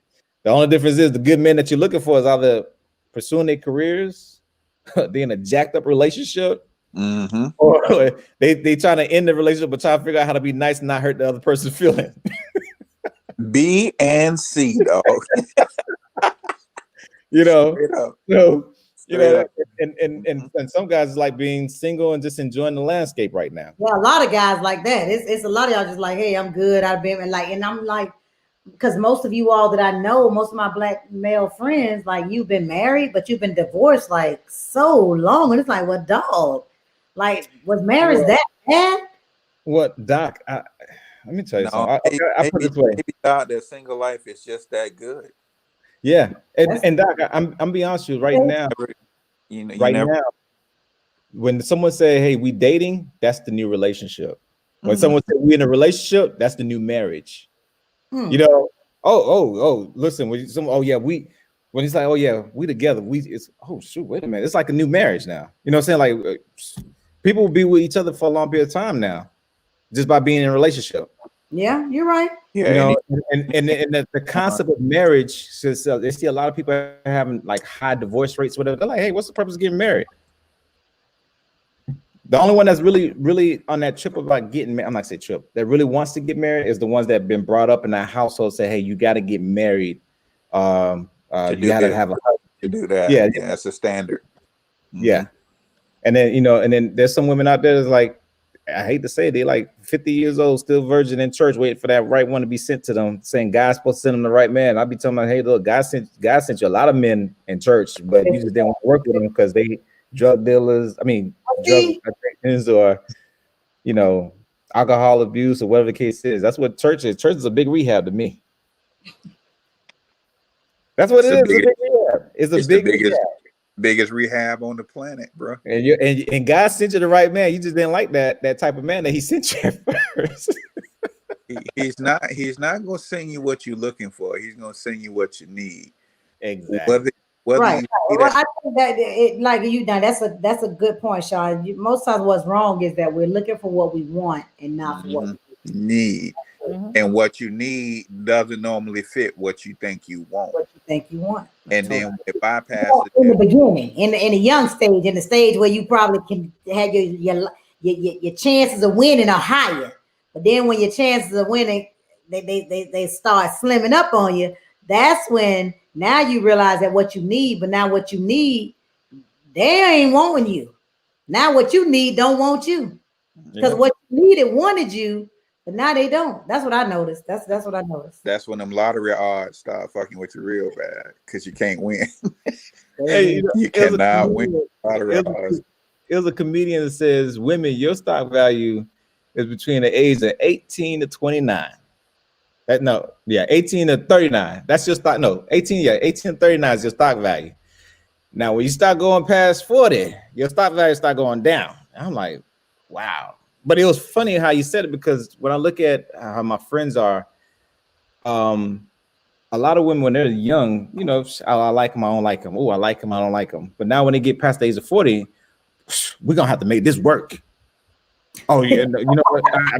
And they put that pressure on you real quick right off the bat. Hey, what we doing? This day one, I want to know what we doing. I'm just getting to know you right now. I mean, like, God, at least slow down. Wait a minute, shoot, let's not jump the broom yet. Where we at? Yeah. Well, we at a restaurant eating. What the hell? What's up? No doubt. But I think if the landscape changed from trying to rush into everything and really trying to get to know that person, that now make life a whole lot easier. Because right now, I hate to say it, the hoes are winning. The hoes are winning. Talking about the men? The women. The women. You said the hoes are women? The hoes are winning. The reason why I say that, because they're giving it up too easy, that it makes the landscape that men don't want to be in relationships. Because they can get that sex you spoke of earlier, Doc. Yeah. Just like walking into Piggly Wiggly, as my boy would say, or walking into a Walmart.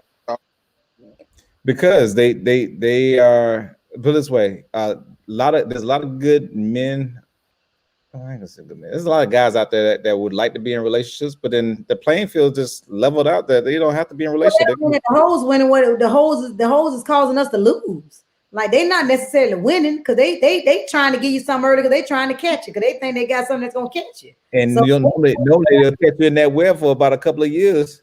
In their mind, they think they're winning, Doc. Yeah, That's what I'm saying.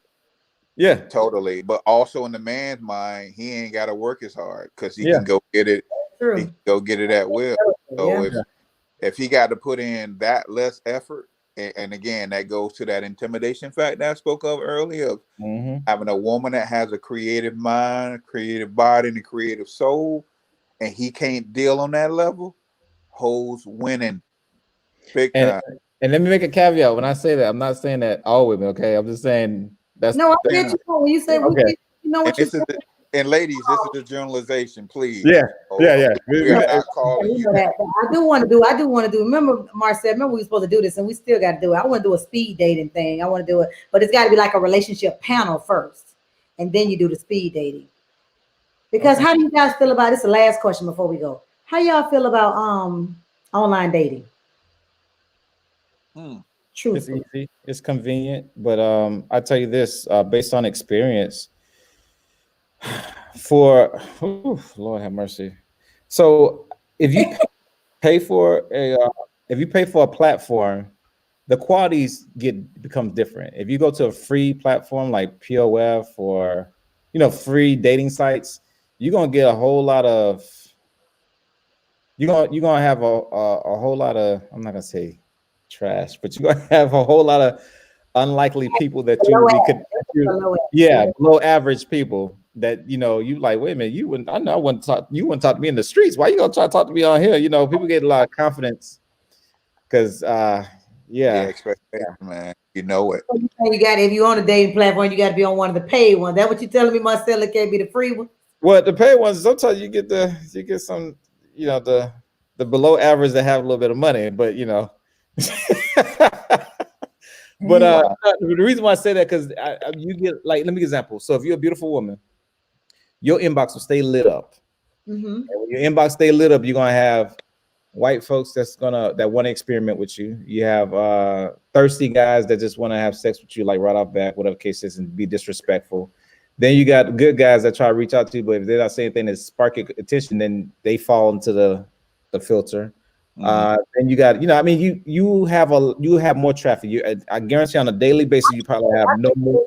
Fake. I just think it's people are putting on, like, I don't think a lot of people are authentic on those dating sites. Sure. When you meet people in person, they're not being authentic as well until you get to know them. Plus, Doc, they know they don't have to be. Yeah. On the sites. They know they don't have to be authentic. But let me tell you something. They don't. Doc, let me tell you something. On the dating site to try to get married, like. Nah. Well, they have what's that one I got? I got married off a dating site. eHarmony. Yeah. My last one. Yeah, eHarmony. Hey, eHarmony. They want line. It puts a lot of people in the marriage. Yes, eHarmony is serious, and I and that time I was really serious about like finding my mate, and I forgot how much I spent for I did that little free survey thing, and it really does give you a breakdown of how you really are. So I gotta tell you that little survey they said fill out, it takes about 2 hours to fill out. It kind of gives you an idea of what type of person that you are. And it's like a real good self-assessment. And then they connect you with another person that meets your self-assessment. And then, but the folks that you do meet, they are on that same level with you, but it's all about chemistry if you really can move forward in that. Okay. So, but the dating sites, it all depends on what your expectations are. For one, I have no expectations whenever I'm on dating sites because. Well, yeah, unfortunately, most women are going on that thing they finna meet their man, and most men are just on there to look for the hungry women. It just multiplies their right range. It just broadens their range of how much they can hit, how much they. You're right. Hey, look, I call that a database. Okay. CRM. Okay. Boy, you hit it right on the head. Hey, I'm gonna tell you about this. When it comes, I'm gonna tell you all the ladies that's on here, dating site. The key things that give away about you, if you put down looking, change your status, looking for marriage, or looking for a relationship, or seriously looking for a relationship, that an indication saying that you're thirsty for that status. They coming with the game. They coming So heavy. now the guy gonna say, "Hey, look, I'm looking for a wife and this and that, whatever case." So they're gonna start speaking towards what you're looking for. Okay, I'm just letting you know right now. Okay, Easy pickings. Easy exactly. pickings at that Yeah, point. when you talking about seriously looking for a relationship or you looking to get married, it's easy for them to cater the conversation to that. Okay, I'm just letting y'all know right off rip. Okay, and the reason why I say that because that's the indication saying you're thirsty for that. So that means that when you talk to me, that means that you are trying to put all your eggs in one basket and you're not trying to talk to nobody else. And now I gotta capture your attention. That's one. Another thing, be careful of what you put in your profile. If you put in your profile saying that not looking for no blah blah blah blah blah blah, whatever the case is, all you're doing is indicating that that person is going to reach out to you because you got to be careful. Words is powerful. So if you put down not looking for what people going to try to reach out to you anyway because those are the type of stuff that you're putting out there and existing. Like, let me example, say don't talk to me if you got goals in your mouth and this and that. All the persons that have goals in their mouth, like, oh, I'm gonna talk to you, you know, but just put down things like the things that you like to do. Like, you know, you say, hey, look, I like to have fun, I'm adventurous, I like to be outdoors.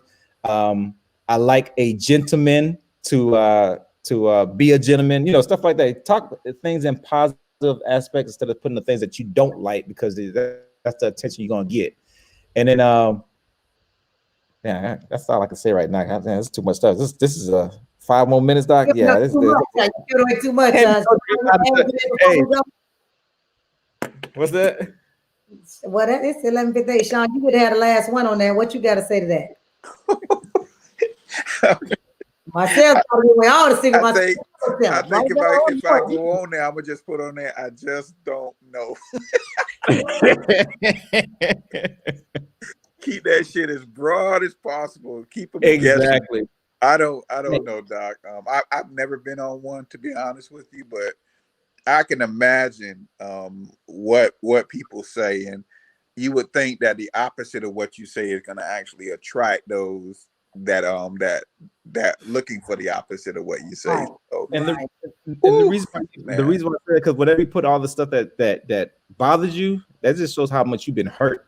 yeah, And you're gonna just keep attracting the same type of people. Just if I say try to stay positive and put down things what you expect. Well, not really, but things that you know you would rather prefer to hear and all that good stuff or have around you. So, but yeah. Because the reason why I say that, because you put all the hurt stuff on there.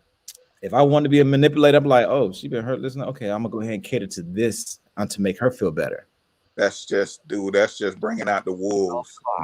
Yeah. Boy. Well, good points. Good points. Well, we have come to our midnight hour. I don't know how y'all get me to do this tonight, 12 o'clock. When You do that. we got to go early. I got to be dressed and in front of the camera to do this little interview early. I'm gonna be Somehow I know you're gonna be right on point.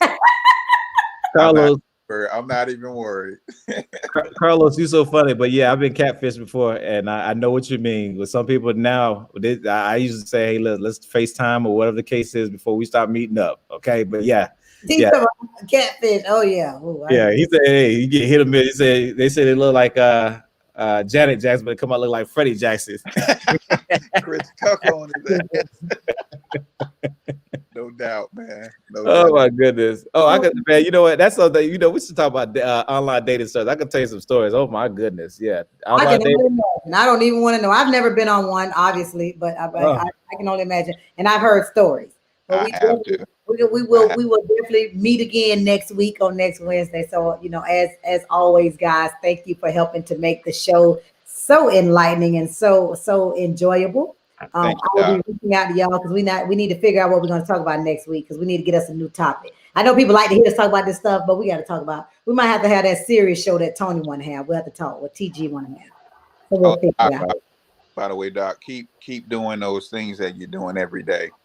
They're very enlightening and they actually motivate a lot. Thank you. I know I didn't do my one for the night. I'm actually getting ready to do it now before I go to bed. Yeah, I'm going to start trying to put them in the mornings because they're more effective. I think if you have them through the day than going to bed on them. I usually catch them pretty much through in between the morning and the afternoon. and then I'll see when you come on. But a friend of mine who's really a deep and a serious brother, you know, caught notice of it and said, I like that. I said, yeah, it motivated me this week. That's why I sent you that message. Yeah, this one that I'm getting ready to put a winning Wednesday. Y'all gonna like that one too. You know, it's winning Wednesday today. Are you checking them out, Marcel? Every now and then. I don't have Doc on my feed. I don't know why. I gotta check it to see why. I ain't important. You know, I ain't Doc be saying all kinds of positive stuff anyway, so I know how Doc is. It's healthy, man. It's healthy. Yeah. It is. You don't like this one that I'm getting ready to post. Now the women are really gonna like it, so I'm getting ready to post the one now. Oh, I better go to sleep and wake up and watch that then. Okay, watch it tomorrow. And then let me know what we're gonna talk about next week. Give me some ideas. Woo!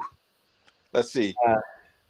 Well, hey, in the chat room, give us some ideas. Yeah, give us some ideas. We might have to invite some of y'all on here to talk with us. Give us some ideas about what we're gonna talk about next week. Give us some ideas. Tell you what, if I'd have known specifically in a profit topic tonight, there's a friend of mine down in Santo Domingo. And in Carousel, he's a self-made millionaire. He represents actually women on the women's side of sports. Oh wow! And I would have loved to invite him to come in and kind of talk about the different things and how he's, man, this dude is just amazing, man. Okay. Absolutely amazing. Yeah, I like it. Okay. All right. Yeah, give us some ideas. So we'll definitely talk. So you guys go enjoy the rest of your night, ladies. Y'all crack some of these shells. They need to be cracked. I need for them to find that 1 in a million. You know, they need to stop looking at the millions and find that 1 in a million. I'm gonna post that post too that I sent to Sean. I thought that was me when he said the smart lady. I sent it to him. You definitely send it. I want to see it, no doubt. You gotta post it. Okay. So you guys have a good night. You too. Yeah, have a good one. My brother, be good, man. God bless y'all. Love y'all. You too, Sean. Have a good one. Bye.